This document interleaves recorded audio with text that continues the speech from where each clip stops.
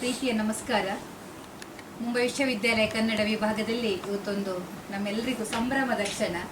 ಹಂಪಿ ವಿಶ್ವವಿದ್ಯಾಲಯದ ಕುಲಪತಿಗಳು ಮುಂಬೈ ವಿಶ್ವವಿದ್ಯಾಲಯದ ಈ ಕನ್ನಡ ವಿಭಾಗಕ್ಕೆ ಆಗಮಿಸಿರುವುದು ನಮ್ಮೆಲ್ಲರಿಗೂ ಅತ್ಯಂತ ಸಂತೋಷವನ್ನು ನೀಡಿರುವಂಥದ್ದು.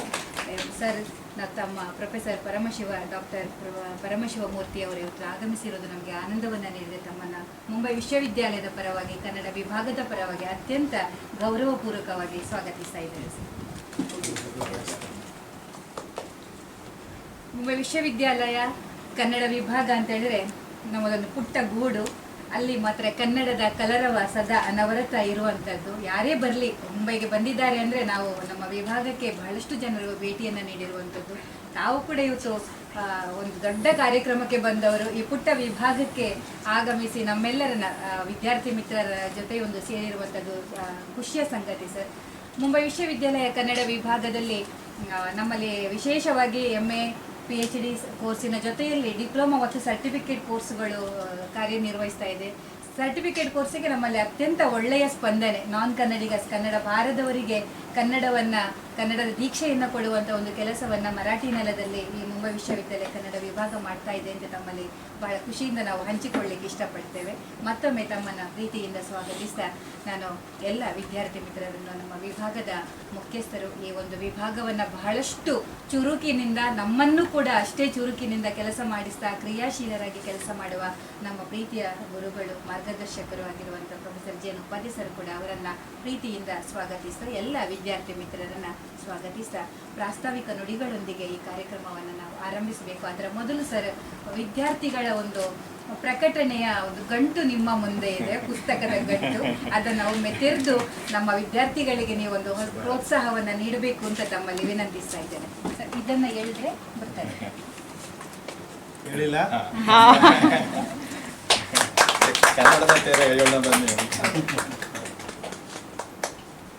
ಇವತ್ತಿನ ಉದ್ಘಾಟನೆ ಈ ವಿದ್ಯಾರ್ಥಿಗಳ ಪುಸ್ತಕದ ಮುಖಾಂತರ.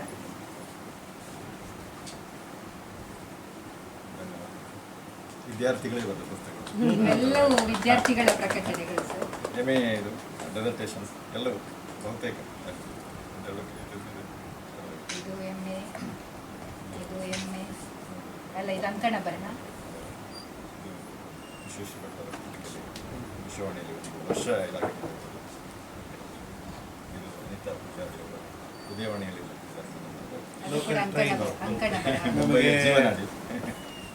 GS ರುದ್ರಪ್ಪನವರ ಮುಂಬೈ ಕವಿ, ಮುಂಬೈ ಜಾತಕ ಹುಟ್ಟಿದ್ದು ಆಸ್ಪತ್ರೆಯಲ್ಲಿ ಬೆಳೆದದ್ದು ಅಂತ. ಇದು ಕೂಡ MA ನಾವೇ ಮಾಡಿದ್ದು. ಒಳ್ಳೊಳ್ಳೆ ಪುಸ್ತಕ ಮಾಡಿ ಸಂಘಟಕರು, ಬಹಳ ದೊಡ್ಡ ಸಂಘಟಕರು, ಸಣ್ಣ ಸಮುದಾಯ, ಎಲ್ಲರ ಸಮುದಾಯ. ಮೊನ್ನೆ ಗಳಿಸಿದ್ದ ಪ್ರಶಸ್ತಿ ಇದು MA ಶತಮಾನದ ಸಂಸ್ಥೆಗಳಿವೆಲ್ಲ ಅವರೇ ಸುಧಾಮೂರ್ತಿ ಅವರು ಕನ್ನಡ ವಿದ್ಯಾರ್ಥಿ ಅನುವಾದ ಮಾಡಿದ್ರು. ಇಲ್ಲಿಯ ಸಂಘಟಕ ಧರ್ಮಪಾಲ ದೇವಾಡಿಗ ಅಂತ ಬಹಳ ದೊಡ್ಡ ಸಂಘಟಕ. ಫರ್ನಾಂಡಿಸ್ ಅಂತ ಮುಂಬೈ ಕನ್ನಡಿಗ. ಸೂರ್ಯ ಅವರು ಗ್ರಂಥ ಸಂಪಾದನೆಗೆ ಅಪಾರವಾದ ಕೊಡುಗೆಯನ್ನು ಕೊಡ್ಬೋದು. ಅವ್ರ ಬಗ್ಗೆ ಸರಿಯಾದ ಕೆಲಸ ಆಗಿದೆ. ಗೋದಾವರಿ ಭಾಗದ ಕೆಲವು ನೀತಿಗಳು, ಇದ್ರ ಬಗ್ಗೆ ಎಲ್ಲ ಬರವಣಿಗೆ ಓದಿದ್ರು. ಹೌದಾ? ಇದು PhD ಚೆನ್ನಾಗಿದೆ, ತುಂಬ ಚೆನ್ನಾಗಿದೆ. ಕೆಲವೇ ಹುಟ್ಟಿದೆ. ಇದು ಪೂರ್ವ ಕರ್ನಾಟಕ ಪಾಳೆಗಾರರು ಅಂತ. ಮೊನ್ನೆ ನಮ್ಮ ಯೂನಿವರ್ಸಿಟಿಲಿ ಕರ್ನಾಟಕ ಸಂಗೀತದ್ದು ಒಂದು ದಿನದ ಒಂದು ಕಮ್ಮಟ ನಡೆದು ಧನ್ಯವಾದ ಸರಿ, ಒಂದು ಕೊಟ್ಬಿಡು, ಅವರದೇ ಆದ ವಿಶೇಷ. ಈಗ ಇನ್ನೊಂದು ನಿಮಗೆ ಸರ್ಪ್ರೈಸ್ ಇದೆ. ನಿಮ್ಮ ಕೈಯಾರ ಮುಂಚೆನೆ ನೋಡಿದೆ. ಬಹಳ ದೊಡ್ಡ ಕಲಾವಿದರು. ಇವತ್ತು ಒಂದು ಕಾಲೇಜಿನಲ್ಲಿ ಪ್ರಾಧ್ಯಾಪಕರು ಕೆಲಸ ಮಾಡ್ತಾರೆ, ರಜೆ ಇಲ್ಲ. ಹಾಗಾಗಿ ನಾನು ಅದನ್ನ ಕಾಮೆಂಟ್ ಮಾಡಿದೆ. ಕಾರಣಾಂತರದಿಂದ ಬರ್ಲಿಕ್ಕೆ ಆಗಲಿಲ್ಲ.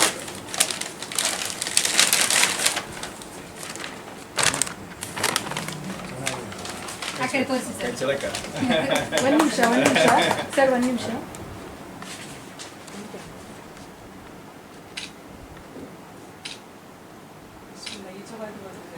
ಸಾವಿರಕ್ಕೂ ಹೆಚ್ಚು ಸ್ಕೆಚನ್ನು ಮಾಡಿ ಅಪ್ಲೋಡ್ ಮಾಡಿದ್ದಾರೆ. ಅವ್ರದ್ದೇ ಆದಂಥ ಚಾನಲ್ ಇದೆ. ಅದರದ್ದು ಮೊನ್ನೆ ದುಬೈಗೆ ಹೋಗ್ಬೋದು. ತುಂಬಾ ನ್ಯಾಚುರಲ್ ಆಗಿ ಬಂದಿದೆ. AI ಮಾಡಿದ್ದು ಅಂತ ಅನ್ಸುತ್ತೆ. ಅದೇ ಕಾಮೆಂಟ್ ಮಾಡಿದ್ದು. ಥ್ಯಾಂಕ್ ಯು, ಧನ್ಯವಾದಗಳು ಹೇಳಿ.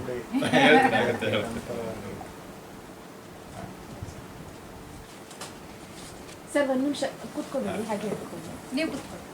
ಪೂರ್ಣಿಮಾ ಮ್ಯಾಮ್.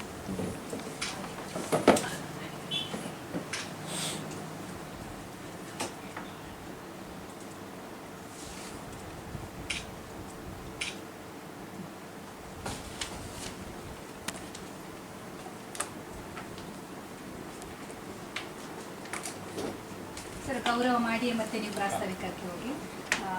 ಇವತ್ತು ನಾನು ಆಗಲೇ ಹೇಳಿದಂತೆ ನಮ್ಗೊಂಥರ ಖುಷಿಯ ಸಂಗತಿ. ಇವತ್ತು ಒಂದು ಸಣ್ಣ ಪರಿಚಯವನ್ನ, ದೊಡ್ಡ ಕಾರ್ಯಕ್ರಮದಲ್ಲಿ ಅವರು ದೊಡ್ಡ ಪರಿಚಯ ಮಾಡಿಕೊಳ್ಳಲಿಕ್ಕಿದ್ದಾರೆ. ನಾವು ವಿಭಾಗದಲ್ಲಿ ಒಂದು ಪುಟ್ಟ ಪರಿಚಯವನ್ನ ಮಾಡಿಕೊಳ್ಳಿಕ್ಕೆ ಇಷ್ಟಪಡ್ತೇನೆ. ಡಾಕ್ಟರ್ ಪರಮಶಿವಮೂರ್ತಿ ಸರ್ ಕನ್ನಡ ನೆಲದ ಸಂಸ್ಕೃತಿ ಮತ್ತು ಚರಿತ್ರೆಯನ್ನ ಸಂಶೋಧನೆಯ ಮೂಲಕ ಜಗತ್ತಿಗೆ ಪರಿಚಯಿಸಿದಂತಹ ಒಬ್ಬ ಅಪ್ಪಟ ವಿದ್ವಾಂಸರು. ಹಂಪಿ ವಿಶ್ವವಿದ್ಯಾಲಯದ ಕುಲಪತಿಗಳಾಗಿರುವ ಡಾಕ್ಟರ್ ಪರಮಶಿವಮೂರ್ತಿ ಅವರು ಬೆಂಗಳೂರಿನ ಸರಕಾರಿ ಕಲಾ ಕಾಲೇಜಿನಲ್ಲಿ ಕನ್ನಡ, ಇತಿಹಾಸ ಮತ್ತು ಅರ್ಥಶಾಸ್ತ್ರದಲ್ಲಿ BA ಪದವಿ, ಬೆಂಗಳೂರಿನ ವಿಶ್ವವಿದ್ಯಾಲಯದಿಂದ MA ಪದವಿಯನ್ನು ಪಡಿತಾರೆ.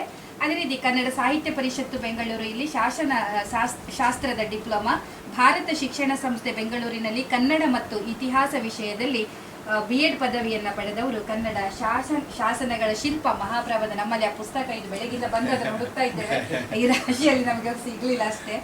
ಕರ್ನಾಟಕ ಶಾಸನ ಕುರಿತಾಗಿ ವಿಶೇಷ ಅಧ್ಯಯನ ಮಾಡಿರುವ ಪರಮಶಿವಮೂರ್ತಿಯವರು ಸುಮಾರು 29ಕ್ಕಿಂತಲೂ ಹೆಚ್ಚು ಕೃತಿಗಳನ್ನು ರಚಿಸಿ ಪ್ರಕಟಿಸಿದ್ದಾರೆ.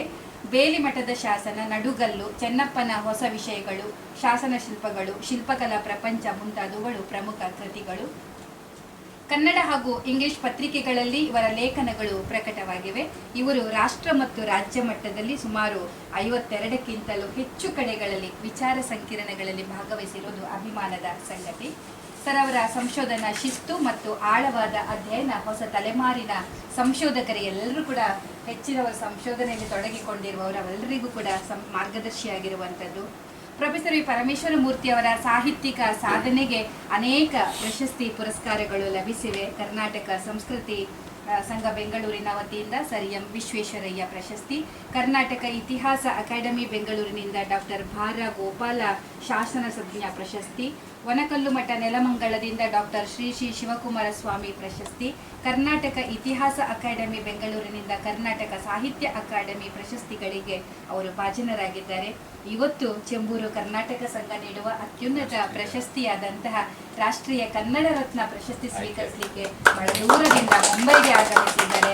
ನಮ್ಮ ವಿಭಾಗಕ್ಕೂ ಪ್ರೀತಿಯಿಂದ ಆಗಮಿಸಿರುವ ಆನಂದವನ್ನು ವ್ಯಕ್ತಪಡಿಸ ವಿಭಾಗದ ಪರವಾಗಿ ಒಂದು ಪುಟ್ಟ ಗೌರವವನ್ನು ಸ್ವೀಕರಿಸಬೇಕು ಅಂತ ವಿನಂತಿಸ್ತಾ ಇದ್ದೇನೆ.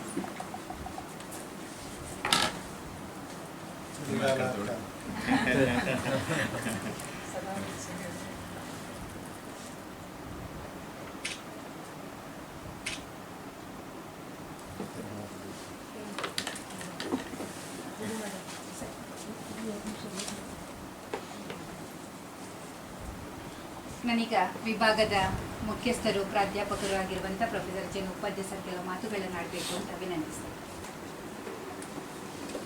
ಎಲ್ಲರಿಗೆ ನಮಸ್ಕಾರ. ಕರ್ನಾಟಕ ಸಂಸ್ಕೃತಿಯ ಮುಚ್ಚಿದ ಬಾಗಿಲುಗಳನ್ನು ನಮ್ಮ ಮಾತುಕತೆಯ ಮುಖಾಂತರವಾಗಿ ತೆರೆದು ತೋರ್ತಾ ಬಂದಂತಹ ವಿದ್ವಾಂಸರೆಂದರೆ, ಪ್ರಾಧ್ಯಾಪಕರೆಂದರೆ, ಕುಲಪತಿಗಳೆಂದರೆ ಹೀಗಿರ್ತಾರೆ ಅಂತ ಮುಟ್ಟು ಮಾಡಿ ತೋರಿಸಬಹುದಂತಹ ಸರಳ ಸಜ್ಜನಿಕೆಯ ಪ್ರೊಫೆಸರ್ ವಿ ಪರಮೇಶ್ವರಮೂರ್ತಿಯವರು ಮುಂಬೈ ವಿಶ್ವವಿದ್ಯಾಲಯಕ್ಕೆ ಬಂದಿರುವುದು ನಮಗೆಲ್ಲ ಪರಮ ಸಂತೋಷವಾಗಿದೆ. ದೇಶದ ಹಳೆಯ ವಿಶ್ವವಿದ್ಯಾಲಯಗಳಲ್ಲಿ ಒಂದು ಮುಂಬೈ ವಿಶ್ವವಿದ್ಯಾಲಯ. ಒಂದು ಕಾಲದಲ್ಲಿ ಮುಂಬೈ ವಿಶ್ವವಿದ್ಯಾಲಯ ಇವತ್ತಿನ ಪಾಕಿಸ್ತಾನದ ಪೇಶಾವರದಿಂದ ಕಾರವಾರದವರೆಗೆ 168ರ ಸಂಭ್ರಮದಲ್ಲಿ ವಿಶ್ವವಿದ್ಯಾಲಯ ಇದೆ. ಒಂದು ಅಮೃತ ಗಳಿಗೆಗೆ ಕಾಲಿಡ್ತಾ ಇದ್ದೇವೆ. ಮುಂದಿನ ವಾರ ನಮ್ಮ ವಿಶ್ವವಿದ್ಯಾಲಯ ಮುಂಬೈ ವಿಶ್ವವಿದ್ಯಾಲಯದಲ್ಲಿ ಕನ್ನಡ ಅಧ್ಯಯನ ಆರಂಭವಾಗಿ 125ನೇ ವರ್ಷ ಆರಂಭ ಆಗುತ್ತೆ. ಹಾಗಾಗಿ 1901ರಲ್ಲಿ ಗಮನಿಸಿ, 1901ರಲ್ಲಿ ರಾಹ ದೇಶಪಾಂಡೆ ಮತ್ತು ಶಾಮರಾವ್ ವಿಠಲ್ ಕೈಕಿಣಿ ಅವರ ಘನ ಪ್ರಯತ್ನದಿಂದ ಮರಾಠಿ, ಗುಜರಾತಿಯ ಜೊತೆಗೆ ಕನ್ನಡಕ್ಕೆ ಅಧ್ಯಯನಕ್ಕೆ ಅವಕಾಶ ಸಿಕ್ಕಿತು. ಅನಂತರ ಸಾಂಗ್ಲಿಯಲ್ಲಿ, ಪುಣೆಯಲ್ಲಿ, ಕೊಲ್ಲಾಪುರದಲ್ಲಿ ದೊಡ್ಡ ಪ್ರಮಾಣದಲ್ಲಿ ಮುಂಬೈಯಲ್ಲಿ ಕನ್ನಡ ಅಧ್ಯಯನ ನಡೆದು ಕನ್ನಡ ಸಾಹಿತ್ಯ ಚರಿತ್ರೆ ಅದು ಹುಟ್ಟಿದ್ದೇ ಒಂದು ರೀತಿ ಆಧುನಿಕ ಕನ್ನಡ ಸಾಹಿತ್ಯ ಚರಿತ್ರೆ ಎಂ ಶ್ರೀಮುಳಿಯವರು ಸಾಂಗ್ಲಿಯ ವೆಲ್ಲಿಂಗ್ಟನ್ ಕಾಲೇಜಿನಲ್ಲಿ ಇದ್ದರು ಅಂತ. ಹೌದಾ, ಗಮನಿಸಿದ್ರು. ಕೊಲ್ಲಾಪುರದಲ್ಲಿ ಕುಂದಣಗಾರ್ ಅವರು ಕನ್ನಡವನ್ನು ಕೃತಿಗೊಳಿಸಿದರು. ಗೋಕಾಕರು ಪುಣೆಯಲ್ಲಿದ್ದರು. ದೊಡ್ಡ ಪ್ರಮಾಣದಲ್ಲಿ ಮಹಾರಾಷ್ಟ್ರದಲ್ಲಿ ಕನ್ನಡದ ಸಾರಸತ್ವವನ್ನು ಬೆಳೆಸುವಂತಹ ಕೆಲಸವನ್ನು ಮುಂಬೈ ವಿಶ್ವವಿದ್ಯಾಲಯದ ಮುಖಾಂತರವಾಗಿ ಮಾಡಿದ್ದು ಬಹಳ ಅಭಿಮಾನ ಪಡುವಂತಹ ಸಂಗತಿ. ಹಾಗಾಗಿ ದೇಶದ ಹಳೆಯ ವಿಶ್ವವಿದ್ಯಾಲಯಕ್ಕೆ ಕುಲಪತಿಗಳ ಪರವಾಗಿ, ಕುಲಸಚಿವರ ಪರವಾಗಿ ಕನ್ನಡ ವಿಶ್ವವಿದ್ಯಾಲಯದ ಕುಲಪತಿಗಳನ್ನು ನಾನು ಮತ್ತೊಮ್ಮೆ ಪ್ರೀತಿಯಿಂದ ಸ್ವಾಗತಿಸ್ತೇನೆ. ಕನ್ನಡ ವಿಶ್ವವಿದ್ಯಾಲಯಕ್ಕೂ ಕನ್ನಡ ವಿಭಾಗಕ್ಕೂ ಬಹಳ ಆತ್ಮೀಯವಾದಂತಹ ಸಂಬಂಧ ಇದೆ. ಕಂಬಾರರ ಕಾಲದಿಂದ ತೊಡಗಿ ಎಲ್ಲ ಕುಲಪತಿಗಳು ಬಂದರು. ಒಬ್ಬರು ಮಾತ್ರ ಸಚಿ ರಮೇಶ್ ಮಾತ್ರ ಯಾಕೋ ಬರಲಿಕ್ಕೆ ಆಗಿಲ್ಲ. ಅದೇನು ಕಾರಣ ಗೊತ್ತಿಲ್ಲ ನನಗೆ. ಮಲೇಪುರಂ ಆಗಿರ್ಬೋದು, ವೇಕರೈ ಆಗಿರ್ಬೋದು, ಕಲಬುರಗಿ ಸರ್ ಆಗಿರ್ಬೋದು, ಇವರೆಲ್ಲ ಮಾಜಿಯಾಗಿ ಬಂದದಲ್ಲ, ಹೀಗೆ ಹಾಲಿ ಅದು ಬಹಳ ನಮಗೆ ಖುಷಿಯನ್ನು ಕೊಟ್ಟಿದೆ. ಅನೇಕ ಕಾರ್ಯಕ್ರಮಗಳನ್ನು ಜಂಟಿಯಾಗಿ ನಮಗೆ ಮಾಡಲಿಕ್ಕೆ ಸಾಧ್ಯ ಆಗಿದೆ. ಸಾವಿರಾರು ಪುಸ್ತಕಗಳನ್ನು ವಿಭಾಗಕ್ಕೆ ಕಲಬುರಗಿ ಅವರ ಕಾಲದಲ್ಲಿ ನಮಗೆ ಇದಕ್ಕೆ ಮೇಲೆ ಒಂದು ಲೈಬ್ರರಿ ಇದೆ. ತುಂಬ ನಾವು ಕನ್ನಡ ವಿಶ್ವವಿದ್ಯಾಲಯಕ್ಕೆ ಋಣಿಗಳಾಗಿದ್ದೀವಿ. ನನ್ನ ಒಂದು ವಿನಂತಿ ಏನೋ, ಒಂದು ಸ್ವಾರ್ಥ ಏನು ಅಂತ ಹೇಳಿದ್ರೆ, ನಾವು ಅಧ್ಯಯನ ಕೇಂದ್ರವಾಗಿ ಮಾಡ್ಕೊಂಡಿದ್ದೇವೆ. ನಿಮ್ಗೇನಾದರೂ ಇತ್ತೀಚಿನ ದಿನಗಳಲ್ಲಿ ಪ್ರಸಾರಾಂಗದ ಉಳಿದ ಏನಾದರೂ ಪುಸ್ತಕಗಳಿದ್ದರೆ ನಾವು ಸ್ವಲ್ಪ ಕೊಡಿ. ಹಣ ಕೇಳ್ತಾ ಇಲ್ಲ ನಾನು. ಕರ್ನಾಟಕ ಸರ್ಕಾರವನ್ನು ಕೇಳೋದು ಸ್ವಲ್ಪ ಅಧ್ಯಯನಕ್ಕೆ ಅನುಕೂಲವಾಗುವ ಹಾಗೆ ಕೆಲವೊಂದು ವಾರ್ಷಿಕ ಒಂದು 50 ಪುಸ್ತಕಗಳು, 100 ಪುಸ್ತಕಗಳು ಕಾಂಪ್ಲಿಮೆಂಟರಿಯಾಗಿ ನೀವು ಯಾರಿಗಾದ್ರೂ ಕಳಿಸ್ತಾ ಇದ್ದೀವಿ. ಹಾಗೆ ಒಂದು ಕೃತಿಯನ್ನು ನಮಗೆ ಕೊಟ್ಟರೆ ಅನುಕೂಲ ಆಗುತ್ತೆ. ಅದೃಷ್ಟಿಯಿಂದ ಒಂದು ಮನವಿಯನ್ನು ಮಾಡ್ತಾ ಭಾಳ ಅಭಿಮಾನ ಪಡು. ಕಳೆದ 3 ದಶಕಗಳಿಂದ ಅವರು ಶಾಸನಶಾಸ್ತ್ರ ವಿಷಯದಲ್ಲಿ ಮಹತ್ವದ ಸಾಧನೆ ಮಾಡಿ. ಶಾಸನಗಳಂದರೆ ಸಾಮಾನ್ಯವಾಗಿ ಅದೊಂದು ಕಲ್ಲು ಬರಹ ಹಾಗೆ ಹೀಗೆ ಅದೊಂದು ಚಾರಿತ್ರಿಕ ದಾಖಲೆ. ಅದರಲ್ಲಿ ಅವರು ಕಲೆಯನ್ನು, ಶಿಲಾಲತೆಯನ್ನು ಕಂಡವರು. ಇದು ಬಹಳ ದೊಡ್ಡದು. ನಾವು ಗಮನಿಸಿ, ಶಾಸನ ಶಿಲ್ಪ, ಅಲ್ಲಿಯ ಕಲಾತ್ಮಕ ಅಭಿವ್ಯಕ್ತಿಯನ್ನು ಮೊದಲ ಬಾರಿಗೆ ನಮ್ಮ ನಾಡಿಗೆ ಪರಿಚಯಿಸಿ ನಮ್ಮ ದೃಷ್ಟಿ ತಿದ್ದುವ ಒಂದು ರೀತಿಯಲ್ಲಿ ಬಹಳ ವಿಶೇಷವಾದ ಹೊಸ ವಿಶೇಷಗಳನ್ನು ತೆರೆದು ತೋರಿದಂತಹ ಒಂದು ಹಿರಿಮೆ ಅವರಿಗೆ ಸಲ್ಲುತ್ತೆ. ಹಾಗಾಗಿ ಅವರೊಂದಿಗೆ ಕೆಲವು ವಿಚಾರಗಳನ್ನು ಇವತ್ತು ನಾವು ಹಂಚಿಕೊಳ್ಳಬೇಕೆನ್ನುವ ದೃಷ್ಟಿಯಿಂದ ಇಲ್ಲಿ ಸೇರಿದ್ದೇವೆ. ಮುಂಬೈ ವಿಶ್ವವಿದ್ಯಾಲಯ ಅನೇಕ ನೆಲೆಗಳಲ್ಲಿ ಕನ್ನಡವನ್ನು ಬಲಗೊಳಿಸುವ ಕೆಲಸವನ್ನು ಮಾಡ್ತಾ ಬಂದಿದೆ. 9 ದತ್ತ್ಯುಪನ್ಯಾಸವನ್ನು ಕಳೆದ 3 ವರ್ಷಗಳಿಂದ ವಿಶ್ವವಿದ್ಯಾಲಯದಿಂದ ಚಿಕ್ಕಾಸು ನಮಗೆ ಯಾವುದೇ ನೆರವು ಇಲ್ಲ. ಕಾರ್ಯಕ್ರಮ ಮತ್ತೊಂದು ಬರುತ್ತೆ. ಆದ್ರೂ ಇಲ್ಲಿಯ ಸಂಘ ಸಂಸ್ಥೆಗಳ ಜೊತೆಗೆ ಬೇರೆ ಬೇರೆ ನಮ್ಮದೇ ಆದಂತಹ ಹಣ ಇದೆ. ನಾವು 9 ದತ್ತ್ಯುಪನ್ಯಾಸವನ್ನು ಕುವೆಂಪುರವರಿಂದ ತೊಡಗಿ, ಅದು ಬೇಂದ್ರೆ ಆಗಿರ್ಬೋದು, ಕುಮಾರವ್ಯಾಸ ಆಗಿರ್ಬೋದು, ಬೇರೆ ಬೇರೆ ಸಂಘ ಸಂಸ್ಥೆಗಳ ಜೊತೆಗೆ ಒಂದು ಸಂಬಂಧವನ್ನು ಇಟ್ಟುಕೊಂಡು ದತ್ತ್ಯುಪನ್ಯಾಸವನ್ನು ಮಾಡ್ತಾ ಬಂದಿದ್ದೇವೆ.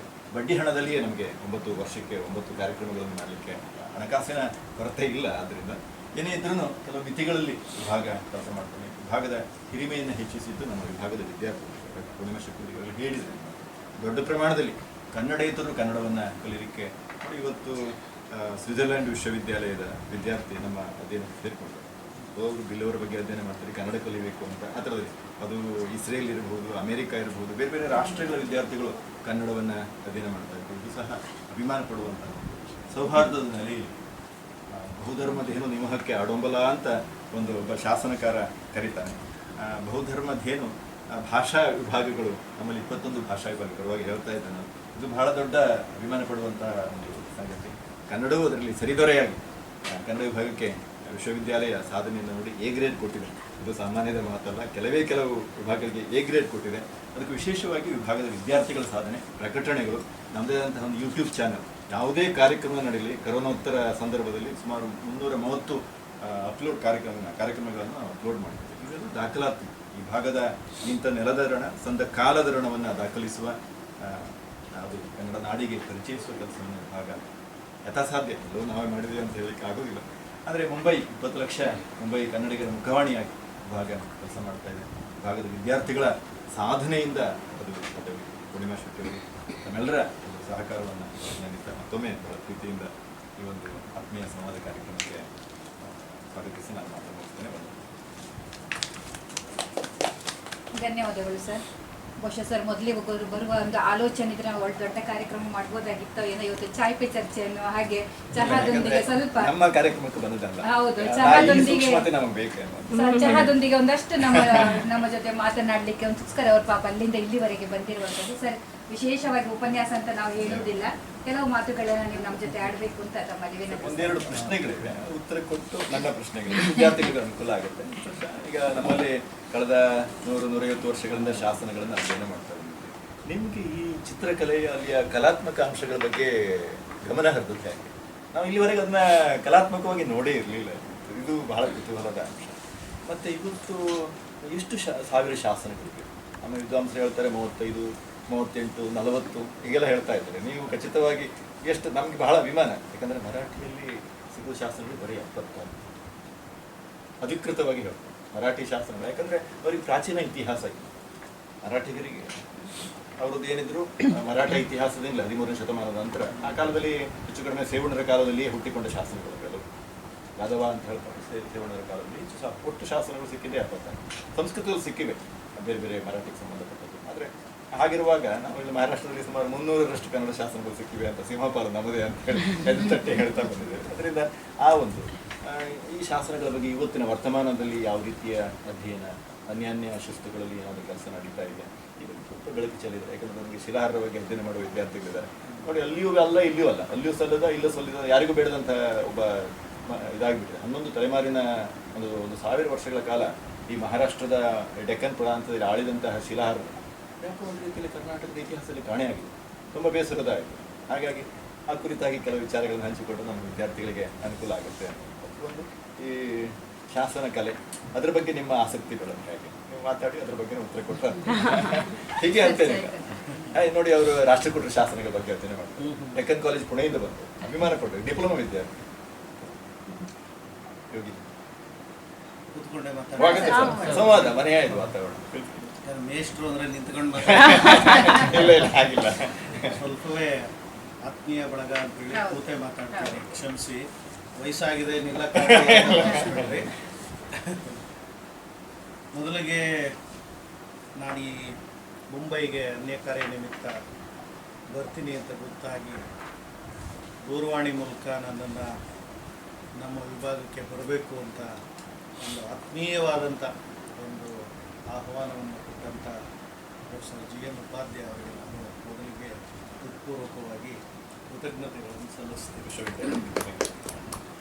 ಇದಕ್ಕೆ ಕಾರಣ ಏನು ಅಂದರೆ, ಈಗಾಗಲೇ GN ಉಪಾಧ್ಯಾಯ ಅವರು ಹೇಳಿದಾಗೆ 125 ವರ್ಷ ತುಂಬುವ ಹಂತದಲ್ಲಿರುವಂಥ ಈ ಯೂನಿವರ್ಸಿಟಿನ ಮತ್ತು ಇದರಲ್ಲಿರುವಂಥ ಈ ಕನ್ನಡ ವಿಭಾಗವನ್ನು ಕನ್ನಡದ MA ಮಾಡುವಂಥ ಪ್ರತಿಯೊಬ್ಬರಿಗೂ ಆ ಮಾತು ಕಿವಿ ಮೇಲೆ ಬಿದ್ದಿರ್ತದೆ. ಕೆಲವರಿಗೆ ನೋಡಲೇಬೇಕು ಅನ್ನುವಂಥ ಒಂದು ಆಸೆನೂ ಇರ್ತದೆ. ಹಾಗೆ ನಾನು ನೋಡಲೇಬೇಕು ಅನ್ನುವಂಥ ಆಸೆ ಇಟ್ಕೊಂಡಿದ್ದು ನಾನು. ಆದರೆ ಎಲ್ಲೆಲ್ಲೋ ಸುತ್ತಾಡಿದ್ದೀನಿ, ಆದರೆ ಯಾಕೋ ಇಲ್ಲಿಗೆ ಬರುವಂಥ ಒಂದು ಸುವರ್ಣ ಅವಕಾಶ ನನಗೆ ಆಗಿರಲಿಲ್ಲ. ಇವತ್ತಾಗಿದೆ.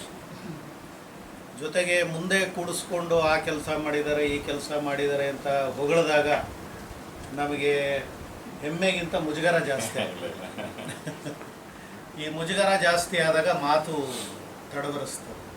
ಹೀಗಾಗಿ ನನಗೆ ತೋಚಿದಂಥ ಒಂದು 4 ಮಾತುಗಳನ್ನ ನಿಮ್ಮ ಜೊತೆಗೆ ನಾನು ಹಂಚ್ಕೊತೀನಿ. ಮೊದಲಿಗೆ ಈ ಮುಂಬೈ ಕನ್ನಡಿಗರೆಲ್ಲ ಸೇರಿ ಚಂಬೂರಿನ ಕರ್ನಾಟಕ ಸಂಘದವ್ರು ನನಗೆ ರಾಷ್ಟ್ರೀಯ ಕನ್ನಡ ರತ್ನ ಅಂತ ಕೊಟ್ಟಿದ್ದಾರೆ. ಹೌದು, ರಾಷ್ಟ್ರೀಯ ಅನ್ನೋದನ್ನ ಇನ್ವರ್ಟೆಡ್ ಕಾಮದಲ್ಲಿ ಹಾಕಬೇಕು ಅಂತ ಮಧ್ಯ ಭಾರತದಲ್ಲಿದ್ದೇವೆ ನಾವು.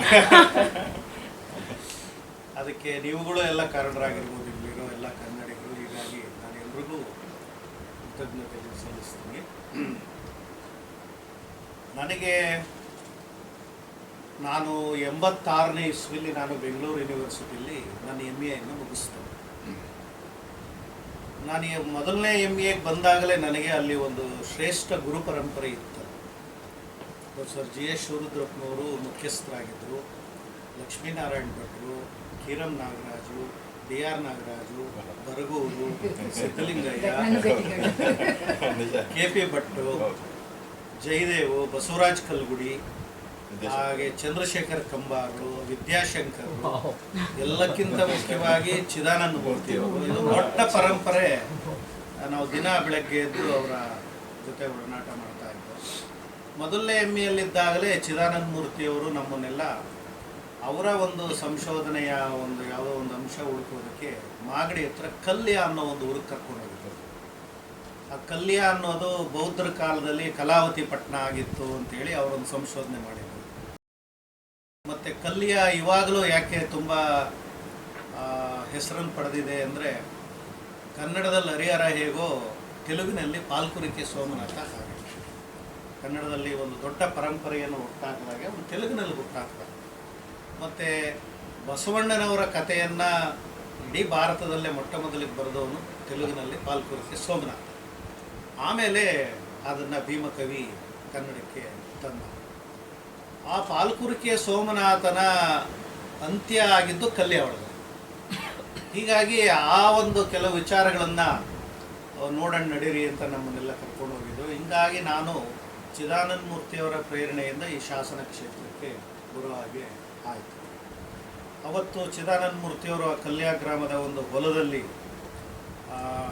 ಜೈನರಿಗೂ ವೈಷ್ಣವರಿಗೂ ಸಂಘರ್ಷ ಆದಂಥ ಬುಕ್ಕರಾಯನ ಅವಧಿಯ ಒಂದು ಶಾಸನದ ಇಡೀ ಒಂದು ಸಾರಾಂಶ, ಅದರ ವಿವರಣೆಯನ್ನು ನಮಗೆ ಶಾಸನದ ಹತ್ರ ನಿಂತ್ಕೊಂಡು ಕೊಟ್ಟರು.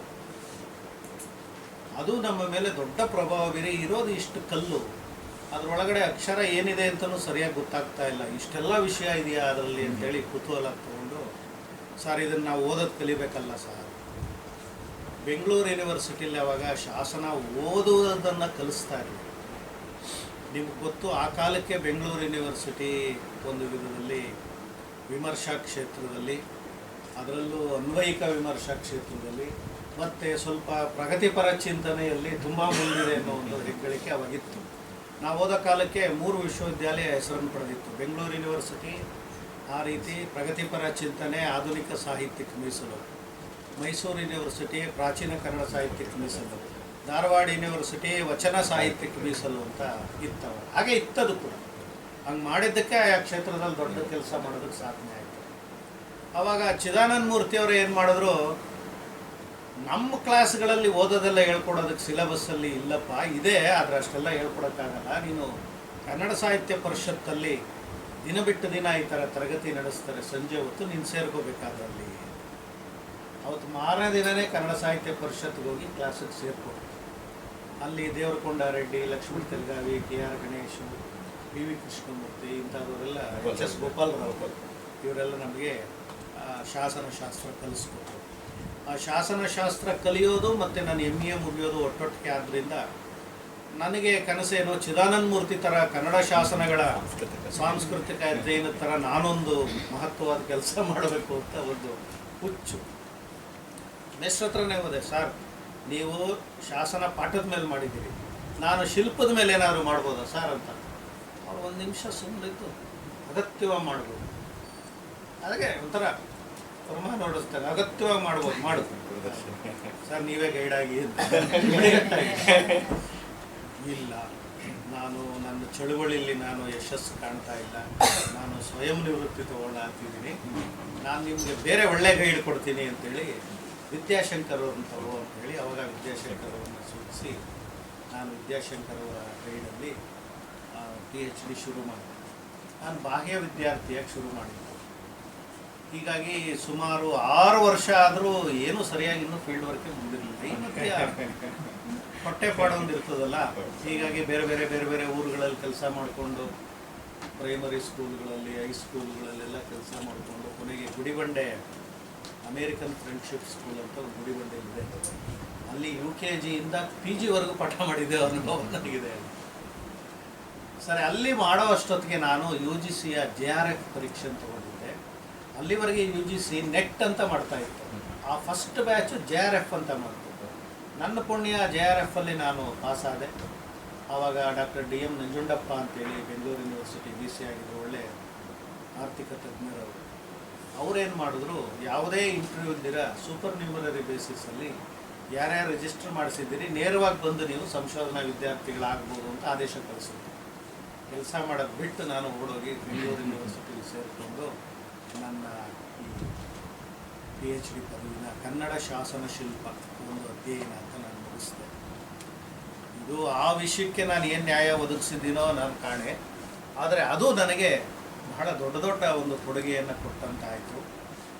ಇಡೀ ಕರ್ನಾಟಕವನ್ನು ಸುತ್ತಿದ್ದೀನಿ. ಹೈದರಾಬಾದ್ ಕರ್ನಾಟಕ ಪ್ರದೇಶದ 3 ಜಿಲ್ಲೆಗಳನ್ನು ಬಿಟ್ಟು ಬೀದರು, ಗುಲ್ಬರ್ಗ, ರಾಯಚೂರು ಬಿಟ್ಟು ಎಲ್ಲ ಜಿಲ್ಲೆಯಿಂದ ನೀವು ನಂಬೋದಿಲ್ಲ ಮೋಟ್ರ್ ಬೈಕಲ್ಲಿ TVS 50 ಇಲ್ಲ ಅಂದರೆ ಹೀರೋ ಹೊಂಡಾ CD100 ಅಂತ ಒಳ್ಳೆ ಮೈಲೇಜ್ ಕೊಡೋದು. ಇಷ್ಟರಲ್ಲಿ ಸುಮಾರು ಒಂದು 3 ಲಕ್ಷ ಕಿಲೋಮೀಟರ್ ಸುತ್ತಾಡಿ ನಾನು ನನ್ನ ವಿಷಯ ಕ್ಷೇತ್ರಕಾರಿ ಹೆಚ್ಚು ಕೆಲಸ ಇರುತ್ತೆ ಅಂತ ಯೋಚನೆ ಮಾಡಿ. ನನ್ನ ವಿಷಯ ಏನಂದರೆ ಪ್ರಕಟ ಆಗಿರೋ ಪಾಠ ಇಟ್ಕೊಂಡು ಮಾಡ್ಬೋದು, ಸುತ್ತೋಗಿರೋದಿಲ್ಲ. ಗ್ರಂಥಾಲಯಗಳಿಗೆ ಹೋದ್ರೂ ಸಾಕು. ಆದರೆ ಆ ಶಾಸನಗಳ ಶಿಲ್ಪ ಹುಡುಕ್ಬೇಕು ನಾವು. ನೀವು ಯಾವುದೇ ಶಾಸನ ಪ್ರಕಟ ಆಗಿರೋ ಸಂಪುಟಗಳನ್ನು ತೆಗೆದು ನೋಡಿ, ಒಂದು 10-15 ಶಾಸನಗಳ ಫೋಟೋ ಕೊಟ್ಟಿರ್ತಾರೆ ಹೊರತು ಇನ್ನು ಹೆಚ್ಚು ಫೋಟೋಗಳು ಕೊಟ್ಟಿರಲ್ಲ. ಹೀಗಾಗಿ ನಾನು ಆಯಾ ಊರುಗಳಿಂದ ಕಾರ್ಡ್ಗಳು ಮಾಡಿಕೊಂಡು ಹೋಬಳಿ ವೈಸು, ತಾಲೂಕು ವೈಸು ಆಯಾ ಊರುಗಳಿಗೆ ಹೋಗಿ ಚಿತ್ರಗಳನ್ನು ಸಂಗ್ರಹಿಸಿ ಸುಮಾರು ಒಂದು 8,000 ಫೋಟೋಗಳನ್ನ ನಾನು ಸಂಗ್ರಹಿಸಿಪ್ಪ. ಅವಾಗೆಲ್ಲ ನಿಮಗೆ ಗೊತ್ತು, ಡಿಜಿಟಲ್ ಇರಲಿಲ್ಲ, ರೋಲ್ ಹಾಕುವಂಥ ಕ್ಯಾಮ್ರಾ. ಬೆಂಗಳೂರಲ್ಲಿ ಆ ಮೆಜೆಸ್ಟಿಕಲ್ ಒಂದು ಯಾವುದೋ ಒಂದು ಅಂಗಡಿ ಒಳಗಡೆ ದೊಡ್ಡ ಕ್ಯಾನ್ ತಂದು ಅದೇನೋ ಕಪ್ಪು ಬಟ್ಟೆ ಸುತ್ತಕೊಂಡು ತುರುಕು ಕೊಡೋನು, ಕಡಿಮೆ ರೇಟು. ಅವಾಗೆಲ್ಲ ಈ ಯಾಶಿಕಾ ಅಂತ ರೀಲ್ ಬರೋದು, 110-120 ರೂಪಾಯಿ ಅದು. ಅವನು ಡಬ್ಬಕ್ಕೆ ತುರುಕು ಕೊಡೋದು 40 ರೂಪಾಯಿ ಕೊಡೋದು. ನಮ್ಗೆ ಅಷ್ಟೇ ಮಿಕ್ಕಿದ್ರೆ ಎಷ್ಟೋ ದೊಡ್ಡದು ಅಂತೇಳಿ ಅವನ ಹತ್ರ ತೊಗೊಂಡು ಹೋಗಿವು. ಹೀಗಾಗಿ ನನಗೆ ಊರೂರುಗಳ ಪರಿಚಯ ಆಯಿತು, ಮತ್ತು ಜನಗಳ ಪರಿಚಯ ಆಯಿತು, ಹೇಗಿದೆ ನಮ್ಮ ಕರ್ನಾಟಕದ ವಿಭಿನ್ನವಾದ ಸಂಸ್ಕೃತಿಯನ್ನು ಪರಿಚಯ ಆಯಿತು. ಮತ್ತು ಮಹಾಪ್ರಬಂಧ ಸಲ್ಲಿಸಿ 7.5 ವರ್ಷಕ್ಕೆ ಸಲ್ಲಿಸಿ ನಿಮಗೆ ಮಾದರಿ ಅಲ್ಲ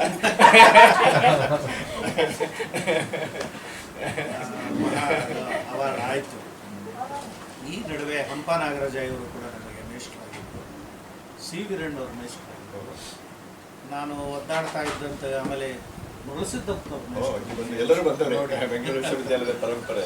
ಅವರು ನೋಡಪ್ಪ, ನೀನು ಇಷ್ಟೆಲ್ಲ ಕಷ್ಟಪಡ್ತಾ ಇದೆಯಾ, ನಾನು ಬೆಂಗಳೂರು ಮೆಜೆಸ್ಟಿಕಲ್ ಒಂದು ಸಣ್ಣ ಹಾಸ್ಟೆಲಲ್ಲಿದ್ದೆ ಅಂತೇಳಿ ಅವರ ಸಂಬಂಧದವ್ರಿಗೆ ಹೇಳಿ SLN ಕಾಲೇಜಲ್ಲಿ ಒಂದು ಕನ್ನಡ ಅಧ್ಯಾಪಕ ಅನ್ನುವಂಥ ಒಂದು ಹುದ್ದೆಯನ್ನು ಕೊಡಿಸಿದ್ರು. ಸಿಟಿ ಮಾರ್ಕೆಟ್ ಹತ್ರ ಇದೆ ಅದು ಬೆಂಗಳೂರಲ್ಲಿ, ಲಕ್ಷ್ಮೀನಾರಾಯಣ ಕಲೆ ಮತ್ತು ವಾಣಿಜ್ಯ ಕಾಲೇಜು. ಹಾಗೆ ಆಮೇಲೆ ಶೇಷಾದ್ರಿಪುರಂ ಕಾಲೇಜಿಗೆ ಸೇರಿದೆ, ಹಾಗೆ ರೇಣುಕಾಚಾರ್ಯ ಕಾಲೇಜಿಗೆ ಸೇರಿದೆ. ಅಷ್ಟರೊಳಗೆ ನಮ್ಮ ಮಾರ್ಗದರ್ಶಕರಾದಂಥ ವಿದ್ಯಾಶಂಕರ್ ಅವರು ಕನ್ನಡ ವಿಶ್ವವಿದ್ಯಾಲಯದ ಸಿಂಡಿಕೇಟ್ ಮೆಂಬರ್ ಆಗಿದ್ದರು. ಅಲ್ಲಿ ಒಂದು 3 ಸರಿ ಪ್ರಯತ್ನ ಪಟ್ಟ ಮೇಲೆ 4ನೇ ಸರಿ ಅಲ್ಲಿ ನನಗೆ ಒಂದು ಕಾಯಂ ಉದ್ಯೋಗ ಅಂತ ಸಿಕ್ತು. ಅಂದರೆ ನನ್ನ PhD ಆದ 11 ವರ್ಷಕ್ಕೆ ನಾನು ಕಾಯಂ ಉದ್ಯೋಗಿ ಆದೆ. ಇದು ಜ್ಞಾಪಕ ಇಟ್ಟು ನಾನು ಹೇಳ್ತಾ ಇರ್ತೀನಿ. ಕೆಲವರು MA ಮುಗಿಸಿ 2 ವರ್ಷ 3 ವರ್ಷ ಆದ ತಕ್ಷಣ ಜೀವನದ ಉತ್ಸಾಹನೇ ಕಳ್ಕೊಂಡ್ಬಿಡ್ತಾರೆ. ನನ್ನದು ಕತೆ ಮುಗೀತು, ನನಗೇನು ಕೆಲಸ ಸಿಗಲ್ಲ, ನಾನು ಹಣೆಬರ ಇಷ್ಟು ಅಂತ. ಇಲ್ಲ, ಇದ್ದೇ ಇರ್ತದೆ. ನಮಗೆ ತಾಳ್ಮೆಯಿಂದ ಕಾಯ್ಬೇಕಷ್ಟೆ. ಅದು ಕನ್ನಡ ಯೂನಿವರ್ಸಿಟಿಲಿ ಬಂದೆ. ನಾನು ಪುಣ್ಯಕ್ಕೆ ಶಾಸನಶಾಸ್ತ್ರ ವಿಭಾಗದಲ್ಲೇ ಅಧ್ಯಾಪಕ ಅಂತ ಸೇರಿಕೊಂಡೆ. ಆವಾಗ ಅಷ್ಟೊತ್ತಿಗೆ ಕಲಬುರಗಿಯವರು ಬಂದರು, ನಾನು ಹೋಗಿ 1-2 ವರ್ಷಕ್ಕೆ. ಅವರು ಕನ್ನಡ ವಿಶ್ವವಿದ್ಯಾಲಯ ಶಾಸನ ಸಂಪುಟ ಯೋಜನೆಗಳನ್ನ ಹಾಕ್ಕೊಂಡ್ರು. ಯಾಕೆಂದರೆ ಹಳೆ ಮೈಸೂರದೆಲ್ಲ BL ರೈಸು ಜಿಲ್ಲಾವಾರು ಮಾಡಿದರು. ಈ ಭಾಗದ ಮಾಡೋಣ ಅಂಥೇಳಿ ಆವಾಗ ಹಂಪಿ, ಬಳ್ಳಾರಿ, ಕೊಪ್ಪಳ, ರಾಯಚೂರು, ಬೀದರು, ಬೆಳಗಾವಿ ಈ ಥರ ಸಂಪುಟಗಳನ್ನು ಹಾಕ್ಕೊಂಡು ಕೆಲಸ ಮಾಡುವಂಥ ಅವಕಾಶ ಸಿಕ್ತು. 2011ಕ್ಕೆ ನನಗೆ ತುಮಕೂರು ವಿಶ್ವವಿದ್ಯಾಲಯದಲ್ಲಿ ಪ್ರಾಧ್ಯಾಪಕ ಹುದ್ದೆಗೆ ಕರೆ ಬಂತು. ಬಲವಂತವಾಗಿ ಹಾಕ್ಸಿದ್ರು. ಅವಾಗ SC ಶರ್ಮಾ ಅಂತೇಳಿ ಅವರು VC ಅವರು, ನನ್ನ ಶಾಸನ ಹ್ಯಾಂಡ್ ಬೇಕು, ಹಳಗನ್ನಡದ ಹ್ಯಾಂಡ್ ಬಾ ನೀನು ಅಂತ ಅವರೇ ಬಲವಂತವಾಗಿ ಹಾಕಿಸಿ, ಅದು ಏನೋ ರಗಳೇನೋ 1.25 ವರ್ಷ ಕೇಸ್ ನಡೀತು. ನಮಗೆಲ್ಲ ಕೆಲಸ ಕೊಡಬಾರ್ದು ಅಂತ ರವಿವರ್ಮ ಕುಮಾರ್ ವಾದ. ಯಾಕಂದ್ರೆ ಅಲ್ಲಿ ಆ ಹಿಂದಿನ ಕುಲಪತಿ ಸ್ಥಳೀಯರು ಇದರದ್ದು ಗಲಾಟೆ ಇತ್ತು. ಆದರೂ SC ಶರ್ಮಾ ಅವರು ಕೇಸ್ ಗೆದ್ದರು. ನಮಗೆ ವೈವಾ ಆಗಿ 1.25 ವರ್ಷದ ಮೇಲೆ ಆದೇಶ ಬಂತು. ತುಮಕೂರು ಯೂನಿವರ್ಸಿಟಿಯಲ್ಲಿ DV ಗುಂಡಪ್ಪ ಕನ್ನಡ ಅಧ್ಯಯನ ಕೇಂದ್ರಕ್ಕೆ ಮೊದಲ ಕನ್ನಡ ಪ್ರಾಧ್ಯಾಪಕ ಅಂತ ಅಲ್ಲಿ 11 ವರ್ಷ ಪೂರೈಸಿದೆ. ಅದೇನು ಪುಣ್ಯವೋ ಮತ್ತೆ ಕನ್ನಡ ವಿಶ್ವವಿದ್ಯಾಲಯದಲ್ಲಿ ಕೆಲಸ ಮಾಡುವಂಥ ಅವಕಾಶ ಕುಲಪತಿಯಾಗಿ ಸಿಕ್ತು. ಈ ಬರೋ ಮಾರ್ಚ್ಗೆ 3 ವರ್ಷ ಮುಗಿಸ್ತಾ ಇದ್ದೀನಿ. ಇದು ನನ್ನ ಒಂದು ಸಂಕ್ಷಿಪ್ತವಾದ ಕತೆ. ಈ ಮಧ್ಯ ನಾನು ಯಾಕೆ ಪ್ರಾಚೀನ ಕನ್ನಡ ಸಾಹಿತ್ಯ, ಮಧ್ಯಕಾಲೀನ ಕನ್ನಡ ಸಾಹಿತ್ಯ ಮತ್ತು ಶಾಸನ ಕ್ಷೇತ್ರಕ್ಕೆ ಬಂದೆ ಅಂದರೆ ಒಬ್ಬರು ಚಿದಾನಂದ ಮೂರ್ತಿಗಳು ನನಗೆ ಪ್ರೇರಣೆ. ಎರಡನೇದು BM ಶ್ರೀ ಪ್ರತಿಷ್ಠಾನ ಅಂತ ಬೆಂಗಳೂರಿನಲ್ಲಿ ಈಗಲೂ ಇದೆ. ಆ BM ಶ್ರೀ ಪ್ರತಿಷ್ಠಾನದ ಸಂಸ್ಥಾಪಕರು BM ಶ್ರೀಕಂಠಯ್ಯನವ್ರ ಶಿಷ್ಯರು MV ಸೀತಾರಾಮಯ್ಯ ಅಂತ ರಾಘವ ಅಂತ ಅವ್ರ ಕಾವ್ಯನಾಮ. ಒಳ್ಳೆ ಚಿತ್ರ ಕಲೆಗಾರರು ಕೂಡ ಅವರು, ಪ್ರೊಫೆಸರ್ ಎಂ ವಿ ಸೀತಾರಾಮಯ್ಯ ಅಂತ. ಅವರು BM ಶ್ರೀ ಪ್ರತಿಷ್ಠಾನ ಅಂತ ಪ್ರಾರಂಭ ಮಾಡಿದರು. ಆ ಪ್ರತಿಷ್ಠಾನದಲ್ಲಿ ಕಾರ್ಯದರ್ಶಿಗಳಾಗಿ ನಮ್ಮ ಊರಿನವರು ಪ್ರೊಫೆಸರ್ ಗೀತಾಚಾರ್ಯ ಅನ್ನೋರು ಕೆಲಸ ಮಾಡ್ತಾ ಇದ್ದಾರೆ. ಇದ್ದಾರಲ್ಲ ಇಲ್ಲ, ಈಗ ಬಿಟ್ಬಿಟ್ಟಿದ್ದಾರೆ, ಹೌದು ಬಿಡಿಸಿದ್ರು. ಅವ್ರೇನು ಮಾಡಿದ್ರು, ನೀನು ಬೆಂಗಳೂರಲ್ಲಿ ಸುಮ್ಮನೆ ಟೈಮ್ ವೇಸ್ಟ್ ಏನು ಮಾಡ್ತೀಯ ಕಣೆಯ, ಸಂಜೆ ಹೊತ್ತು ಬಾಯಿಲಿ ಪ್ರತಿಷ್ಠಾನಕ್ಕೆ ಅಂತೇಳಿ ಪ್ರತಿಷ್ಠಾನಕ್ಕೆ ಕರ್ಕೊಂಡ್ರು. 300 ರೂಪಾಯಿ ಸಂಬಳ ಕೊಡ್ತಿದ್ದ. ಅಲ್ಲಿ ಏನು ನನಗೆ ಕೆಲಸ ಅಂದರೆ ಲೈಬ್ರರಿ ಮೇಂಟೈನ್ ಮಾಡೋದು, ಯಾರಾದರೂ ಪುಸ್ತಕ ದಾನ ಮಾಡಿದ್ರೆ ಅದನ್ನೆಲ್ಲ ಅಕ್ಸೆಷನ್ ಹಾಕ್ಕೊಂಡು ನಂಬರ್ ಹಾಕ್ಕೊಂಡು ಇಡೋದು, ಯಾರನ್ನ ಬಂದು ಕೇಳಿದ್ರೆ ಲೆಡ್ಜರಲ್ಲಿ ಎಂಟ್ರಿ ಮಾಡ್ಕೊಂಡು ಪುಸ್ತಕ ಕೊಡೋದು. ಆಮೇಲೆ ಅಲ್ಲಿ ತಾಳೆಗರಿ ಸಂಗ್ರಹಗಳಿತ್ತು, ಅದನ್ನು ನ್ಯಾಷನಲ್ ಮ್ಯಾನುಸ್ಕ್ರಿಪ್ಟ್ ಮಿಷನ್ನಿಂದ ಒಂದಷ್ಟು ಆ ತಾಳೆಗರಿಗಳಿಗೆ ಸಿಟ್ರನೆಲ್ಲ ಅಂತ ಆಯಿಲ್ ಹಚ್ಚೋದು, ಅದನ್ನು ಫ್ಯೂಮಿಗೇಷನ್ ಚೇಂಬರ್ ಅಂತ ಒಂದು ಮಾಡಿಸಿದ್ದು, ಅದರಲ್ಲಿ ಒಣಗಿಸೋದು, ಗರಿ ಏನಾದ್ರು ಮುರಿದೋಗಿದ್ರೆ ಟೇಪ್ ಹಾಕಿ ಅಂಟಿಸೋದು, ಯಾವ ಕಾಗದದಲ್ಲಿ ಏನಾದ್ರು ಟಿಪ್ಪಣಿ ಬರೆಯೋದು, ಹೀಗೆ ಒಂದು ಸೂಚಿ ಮಾಡೋದಕ್ಕೆ ಏನೇನು ಬೇಕೋ ಅದೆಲ್ಲ ಮಾಡಿ ಇಡ್ತಾ ಇತ್ತು. ಅದು ನನಗೇನಾಯಿತು, ಸ್ವಲ್ಪ ಈ ಕ್ಷೇತ್ರಕ್ಕೆ ಬರೋದಕ್ಕೆ ಹೆಚ್ಚು ನೆರವನ್ನು ಪೂರಕ ಹೇಗೆ ಇರುತ್ತೆ. ಈಗ ಅಲ್ಲಿ ನಾನು BM ಶ್ರೀ ಪ್ರತಿಷ್ಠಾನಕ್ಕೆ ಬಂದಮೇಲೆ ಕನ್ನಡದ ಎಲ್ಲ ದಿಗ್ಗಜರ ಪರಿಚಯ ಆಗೋಯ್ತು, ಗೋಕಾಕ್ ಅವರಿಂದ ಮೊದಲುಗೊಂಡು. ಹೀಗಾಗಿ ನನಗೆ ಒಂದು ರೀತಿ ಅದೇನೋ ನನ್ನ ಪೂರ್ವಜನ್ಮದ ಪುಣ್ಯ ಅನ್ನೋ ಹಾಗೆ ಬಯಸದೆ ನನಗೆ ಇವರೆಲ್ಲ ಎಷ್ಟೋ ಜನ ಅವರು ನೋಡೋಕ್ಕೆ ಕಷ್ಟಪಡೋದು, ಅಂಥದ್ದು ನನ್ನ ಮೇಲೆ ಹೆಗಲ ಮೇಲೆ ಕೈ ಹಾಕೋರು. ಮಾಸ್ತಿಯವರಂತೂ ನಾನು ಹಿಂಗೆ ತಾಳೆಗರಿ ಒರೆಸ್ತಾ ಇದ್ದೀನಿ ಕೂತ್ಕೊಂಡು, ಆ ಧೂಳು ಮುಖಕ್ಕೆ ಹೊಡೆಯುತ್ತೆ ಅಂತ ಒಂದು ಸಣ್ಣ ಫ್ಯಾನ್ ಕೊಡಿಸಿದ್ರು, ಹಿಂಗೆ ಹಾಕೋದು ಧೂಳು ಹಿಂಗೆ ಹೋಗ್ಲಿ ಅಂತ. ಬಂದು ಬೆನ್ನ ಮೇಲೆ ಕೈ ಇಡೋರು ಹಿಂಗೆ ನೋಡಿದ್ರೆ ಮಾಸ್ತಿಯವರು ಎದ್ದು ನಿಂತರೆ ಬೇಡ ಬೇಡ ಕೂತ್ಕೊ, ಪುಣ್ಯದ ಕೆಲಸ ಮಾಡ್ತಾ ಇದೆಯೋ ಕೂತ್ಕೊ ಅಂತವರು. ಮುಂದಿನ ಕ್ರಾಸಲ್ಲೇ ಮಾಸ್ತಿಯವ್ರ ಮನೆ ಇತ್ತು, ರವಿಪುರಂ ಬಡಾವಣೆ ಅಂತ ಬೆಂಗಳೂರು. ಹೀಗಾಗಿ ಈ ಕ್ಷೇತ್ರಕ್ಕೆ ನಾನು ಬಂದೆ. ಶಾಸನ ಕ್ಷೇತ್ರ ಆಯ್ಕೊಳ್ಳೋಕೆ ನಾನು ಆಗಲೇ ನಿಮ್ಗೆ ಹೇಳಿದಾಗೆ ಚಿದಾನಂದ ಮೂರ್ತಿಯವರು ನನಗೆ ಪ್ರೇರಣೆ, ಜೊತೆಗೆ ನನಗೆ ಅದೇನೋ ಸ್ವಲ್ಪ ಸುತ್ತಾಡಬೇಕು, ಊರು ಸುತ್ತಾಡಬೇಕು ಅನ್ನೋದು ನನ್ನ ಒಂದು ಉಮೇದು. ಹೀಗಾಗಿ ಅದೇ ವಿಷಯವನ್ನು ಆರಿಸ್ಕೊಂಡು PhD ಮುಗಿದ ಮೇಲೂ ಕೂಡ ಬೇಕಾದಷ್ಟು ಬೇರೆ ಬೇರೆ ಶಾಸನಗಳಿಗೆ ಸಂಬಂಧಪಟ್ಟಿದ್ದೇನೆ ಯೋಜನೆಗಳನ್ನು ತಗೊಂಡೆಲ್ಲ ಮಾಡಿದೆ.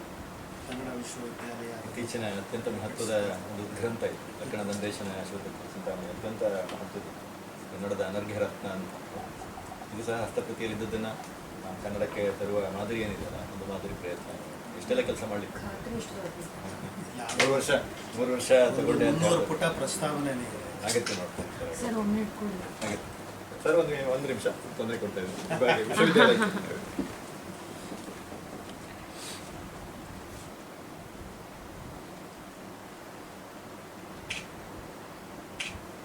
ಒಂದು ನಿಮಿಷ.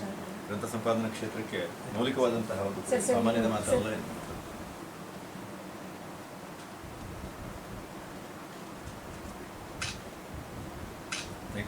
ಉಪಕೃತರಾಗಿದ್ದೇವೆ. ಲಕ್ಕಣ ದಂಡೇಶ ನನಗೆ ಮುಂಚೆಯಿಂದಲೂ ಕೂಡ ತುಂಬ ಪ್ರಿಯವಾದಂಥ ಆಡಳಿತಗಾರ ಮತ್ತು ಮಂತ್ರಿ. ನಾನು ಹಂಪಿ ಕ್ಷೇತ್ರದಲ್ಲೇ ನನ್ನ ಕಾರ್ಯಕ್ಷೇತ್ರ ಆಗಿದ್ದರಿಂದ ಅವನ ಕ್ಷೇತ್ರನೂ ಹಂಪಿನೇ. ಹೀಗಾಗಿ ಅದೇನೋ ಅವನ ಮೇಲೆ ಮೊದಲಿಂದ ನನಗೆ ಇದು. ಬಸಪ್ಪ ಅನ್ನೋರು 1960ರಲ್ಲಿ ಈ ಒಂದು ಕೃತಿಯನ್ನು ಎಡಿಟ್ ಮಾಡಿದರು. ಅವ್ರ ಕೈಗೆ ಸಿಗದೇ ಇರುವಂಥ ಒಂದು ಹಸ್ತಪ್ರತಿ ಬೆಂಗಳೂರು ವಿಶ್ವವಿದ್ಯಾಲಯದಲ್ಲಿತ್ತು. ಆ ಹಸ್ತಪ್ರತಿ ಬಸಪ್ಪವ್ರಿಗೆ ಯಾವ ಹಸ್ತಪ್ರತಿಗಳು ಸಿಕ್ಕಿವೆ ಅದಕ್ಕಿಂತ ಪ್ರಾಚೀನವಾದ್ದು. ಆ ಹಸ್ತಪ್ರತಿ ಇಟ್ಕೊಂಡು ಇದನ್ನು ನಾನು ಎಡಿಟ್ ಮಾಡಿದೆ. 2 ವರ್ಷ ಆಯಿತು ಕಾರ್ಯ ಮುಗಿಯುವಷ್ಟರಲ್ಲಿ. ನಾನು ಗ್ರಂಥ ಸಂಪಾದನೆ ಹೇಗೆ ಗ್ರಹಿಸಿದ್ದೀನಿ ಅಂದರೆ, DLN, ತೀನಂಶ್ರೀ, AR ಕೃತರ ಪಾಂಡಿತ್ಯದ ಜೊತೆಗೆ ಗುದ್ದಾಡುವ ಕೆಲಸ ನನ್ನಲ್ಲ.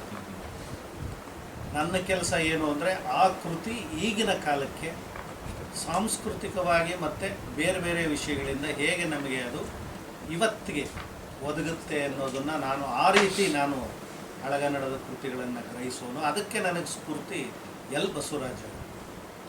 ಎಲ್ ಬಸವರಾಜು ಅವರ ಶೂನ್ಯ ಸಂಪಾದನೆಗಳ ಅಧ್ಯಯನಗಳನ್ನು ನೀವು ನೋಡಿರ್ಬೋದು. ಅವರು ಈ ಪ್ರಸ್ತುತ ಕಾಲಕ್ಕೆ ಆ ಶೂನ್ಯ ಸಂಪಾದನೆಯ ವಿಷಯಗಳನ್ನೆಲ್ಲ ಇಟ್ಟು ತೌಲನಿಕವಾಗಿ ಅಧ್ಯಯನ ಮಾಡ್ತಾರೆ. ಯಾಕೆಂದರೆ ಯಾವುದೋ ಒಂದು ಕೃತಿ ಯಾವುದೋ ಕಾಲದಲ್ಲಿ ರಚನೆ ಆಗಿರೋದು ಇವತ್ತಿನ ಕಾಲಕ್ಕೂ ಹೇಗೆ ಅದು ಮುಖ್ಯ ಆಗುತ್ತೆ ಅನ್ನೋದನ್ನು ನಾವು ಗ್ರಹಿಸಬೇಕಾಗಿದೆ. ಯಾಕಂದರೆ ಅದಕ್ಕೆ ಕೆಲವರೆಲ್ಲ ಹಳತು ಹೊನ್ನು ಅಂತ ಗುರುತಿಸೋದು, ಕೆಲವು ಹಳೇದು ಅಂದ ತಕ್ಷಣ ನಾವು ಅದರಲ್ಲಿ ಏನಿದೆ ಅಂತ ಬಿಟ್ಬಿಡ್ತೀವಿ. ಆದರೆ ಇವತ್ತಿಗೂ ಅದರಲ್ಲಿ ಗ್ರಹಿಸುವಂಥ ಅನೇಕ ವಿಚಾರಗಳಿರ್ತವೆ ಅನ್ನೋದು ನನ್ನ ಒಂದು ಭಾವನೆ. ನಾನು ಯಾವುದೇ ಗ್ರಂಥ ಸಂಪಾದನೆ ಮಾಡುವಾಗ ಈ ಥರನೇ ನಾನು ಶಾಸನಗಳ ಸಂಗ್ರಹ ಮಾಡುವಾಗಲೂ ಅಷ್ಟೇ ಹಾಗೆ ಮಾಡ್ತೀನಿ. ಹೀಗಾಗಿ ಒಂದು ಸ್ವಲ್ಪ ಭಿನ್ನ ನಿಮ್ಮದು ಅಂತ ಎಲ್ಲ ಹೇಳ್ತಾರೆ, ಅದೇನು ಭಿನ್ನು ಅವರೇ ಹೇಳ್ತಾರೆ. ಎಷ್ಟು ಶಾಸನಗಳಿವೆ ಅಂತ ಅಧಿಕೃತವಾಗಿ ನಾವು ಹೇಳೋದು ಕನ್ನಡದಲ್ಲಿ? ಈಗ ಅದಕ್ಕೆ ನಮಗೆ ಅಧಿಕೃತವಾಗಿ ಸಿಗೋದಿಲ್ಲ. ಏಕೆ ಅಂದರೆ ಸುಮಾರು 200 ವರ್ಷದ ಚರಿತ್ರೆ ಇದೆ ಕನ್ನಡ ಶಾಸನದ ಪ್ರಕಟಣೆಗೆ. ಎಷ್ಟೋ ಶಾಸನಗಳು ಮತ್ತೆ ಮತ್ತೆ ಪ್ರಕಟ ಆಗಿದೆ ಬೇರೆ ಬೇರೆ ರೀತಿಯಲ್ಲಿ. ಕಷ್ಟ ಆಗಿದೆ. ಹೀಗಾಗಿ ಏನಾಗಿದೆ, ಈಗ ನೋಡಿ, ಆ ಎಪಿಗ್ರಾಫಿಯ ಇಂಡಿಕಾದಲ್ಲಿ ಬಂತು, ಸೌತ್ ಇಂಡಿಯಾ ಇನ್ಸ್ಕ್ರಿಪ್ಷನ್ಸ್ನಲ್ಲಿ ಬಂತು, ನಮ್ಮ ಕನ್ನಡ ವಿಶ್ವವಿದ್ಯಾಲಯ ಶಾಸನ ಸಂಪುಟದಲ್ಲಿ ಬಂತು, ಎಪಿಗ್ರಾಫಿಯ ಕರ್ನಾಟಕ ಬಂತು, ಮೈಸೂರು ಆರ್ಕಿಯಾಲಜಿಕಲ್ ರಿಪೋರ್ಟ್ಸಲ್ಲಿ ಬಂತು, ಆಮೇಲೆ ಇದು ಆನಿಯಲ್ ರಿಪೋರ್ಟ್ಸ್ ಇಂಡಿಯನ್ ಎಪಿಗ್ರಫಿ ರಿಪೋರ್ಟ್ಗಳಲ್ಲಿ ಬಂತು. ಈ ಹೈದರಾಬಾದ್ ಕರ್ನಾಟಕ ಪ್ರದೇಶದ್ದು ಆಂಧ್ರ ಪ್ರದೇಶದ ಆ ಆರ್ಕಿಯಾಲಜಿಕಲ್ ರಿಪೋರ್ಟ್ಸಲ್ಲೂ ಬಂದಿದೆ. ಹೀಗಾಗಿ ಎಲ್ಲರೂ ಒಂದು ಸ್ಥೂಲವಾಗಿ ಲೆಕ್ಕ ಹಾಕೋದು, ಈಗ ಒಂದು 10 ವರ್ಷದ ಮುಂಚೆನೇ 35,000 ಪ್ರಕಟ ಆಗಿದೆ ಅಂತ ಹೇಳ್ಬೋದು. ಈಗ ಇನ್ನೂ ಒಂದು ವಿಷಯ ನೀವು ಗಮನ ಇಟ್ಕೋಬೇಕು.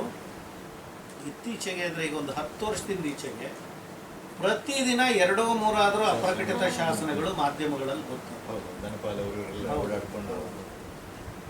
ಕರ್ನಾಟಕ ಇತಿಹಾಸ ಅಕಾಡೆಮಿ ಅಂತಿದೆ, ಪ್ರತಿ ವರ್ಷ ಸಮ್ಮೇಳನ ಮಾಡುತ್ತೆ. ಅದು ಸುಮಾರು ಇಲ್ಲಿವರೆಗೆ 400 ಶಾಸನಗಳನ್ನು, ಅಪ್ರಕಟಿತ ಶಾಸನಗಳನ್ನು ಪ್ರಕಟಿಸಿದೆ ಸಂಪುಟಗಳು. ಹೀಗಾಗಿ ಇದು ಲೆಕ್ಕ ಹಾಕೋದು ಬಹಳ ಕಷ್ಟ. ಅಭಿನಂದನಾ ಗ್ರಂಥಗಳಲ್ಲಿ ಬಂದಿರ್ತವೆ, ಸ್ಮರಣ ಸಂಚಿಕೆಗಳಲ್ಲಿ ಬಂದಿರ್ತವೆ, ವಿಶೇಷ ಪುರವಣಿಗಳಲ್ಲಿ ಬಂದಿರ್ತವೆ. ತಮಿಳಿನವರು 50,000 ಶಾಸನ ಇದೆ ಅಂತ ಹೇಳ್ತಾರೆ. ಅದಕ್ಕೆ ನಮಗೆ ನಾವು ಎಷ್ಟು ಹೇಳ್ಬೋದು ಅಂತ ಅಧಿಕೃತವಾಗಿ. ಏನೇ ಆದರೂ ಕನ್ನಡದಲ್ಲಿ ಸಿಗುವಷ್ಟು ವೈವಿಧ್ಯಮಯ ಶಾಸನಗಳು ಯಾವ ಭಾಷೆಯಲ್ಲೂ ಸಿಗೋದಿಲ್ಲ. ನೀವು ತಮಿಳ್ನಾಡಿಗೆ ಹೋದರೆ ಹೆಚ್ಚು ಕಾಣ್ತವೆ, ಗೋಡೆಗಳ ಮೇಲೆಲ್ಲ ಇರ್ತವೆ, ಶಿಲ್ಪಗಳ ಮೇಲೆಲ್ಲ ಕೆತ್ಬಿಟ್ಟಿರ್ತಾರೆ. ಅದು ಕಂಟಿನ್ಯೂಟಿ ಶಾಸನಗಳು. ಒಂದು ಕಡೆ ಶುರುವಾದರೆ ನೀವು ಇಡೀ ದೇವಸ್ಥಾನ ಸುತ್ತಾಕ್ಬೇಕು ಒಂದು ಸಾಲು ಓದೋದಕ್ಕೆ. ಅವೆಲ್ಲ ದೇವರಿಗೆ, ಪೂಜೆಗೆ, ಪುನಸ್ಕಾರಕ್ಕೆ, ಉತ್ಸವಕ್ಕೆ ಎಲ್ಲ ಈ ಧರ್ಮದ ಕೆಲಸಗಳಿಗೆ ದಾನ ಕೊಟ್ಟಿರೋ ವಿಚಾರಗಳೇ ಹೇಳ್ತಾರೆ. ಆದರೆ ಕನ್ನಡ ಶಾಸನಗಳು ಸಾಂಸ್ಕೃತಿಕ ವಿಚಾರಗಳಿಗೆ ಗಮನ ಕೊಟ್ಟಷ್ಟು ಖಂಡಿತ ಬೇರೆ ಭಾಷೆಯು ಕೊಟ್ಟಿದೆ. ಹೀಗಾಗಿ ಚಿದಾನಂದ ಮೂರ್ತಿಗಳು ಯಾಕೆ ಅದನ್ನು ಅವರು 12ನೇ ಶತಮಾನಕ್ಕೆ ಅದನ್ನು ನಿಲ್ಲಿಸ್ಕೊಂಡ್ಬಿಟ್ರು. ಸಿ.ಯು. ಮಂಜುನಾಥ್ ಅನ್ನೋರು ಆಮೇಲೆ ಮುಂದಿನ ಭಾಗ ಮಾಡಿದ್ರು. ಮಂಜುನಾಥ್ ಪ್ರಕಟ ಆಗಿದೆ. ಹೌದಾ? ಸಿ.ಎ. ಮಂಜುನಾಥ್ ಈಗ ಮೈಸೂರಿನವ್ರು ಅವರಲ್ಲ. ಸಿ.ಯು. ಮಂಜುನಾಥ್ ಕುಪ್ಪಮಲ್ಲಿ ಕನ್ನಡ ಪ್ರಾಧ್ಯಾಪಕರಾಗಿದ್ದರು, ಲಕ್ಷ್ಮೀದೇವಿ ಅಂತ ತೀರ್ಕೊಂಡು ಅವರು ಪ್ರಕಟಿಸಿದರು. ನಮ್ಮ ಗುರುಗಳದ್ದು ಅಂತೇಳಿ ಅವರ ಹಣ ಹಾಕಿ ಪ್ರಕಟಿಸಿದರು. ಕುಪ್ಪಮ್ಮ ವಿಶ್ವವಿದ್ಯಾಲಯ ಪ್ರಕಟಣೆ ಅಲ್ವಾ? ಅಲ್ಲ, ಕನ್ನಡ ಡಿಪಾರ್ಟ್ಮೆಂಟಲ್ಲಿ ಕುಪ್ಪಮಲ್ಲಿ ಇದ್ದಂಥ ಲಕ್ಷ್ಮೀದೇವಿ ಅಂತ ಸ್ವಂತ ಪ್ರಕಟಿಸಿದರು. ಹೇಗಿದೆ? ಚೆನ್ನಾಗಿದೆ.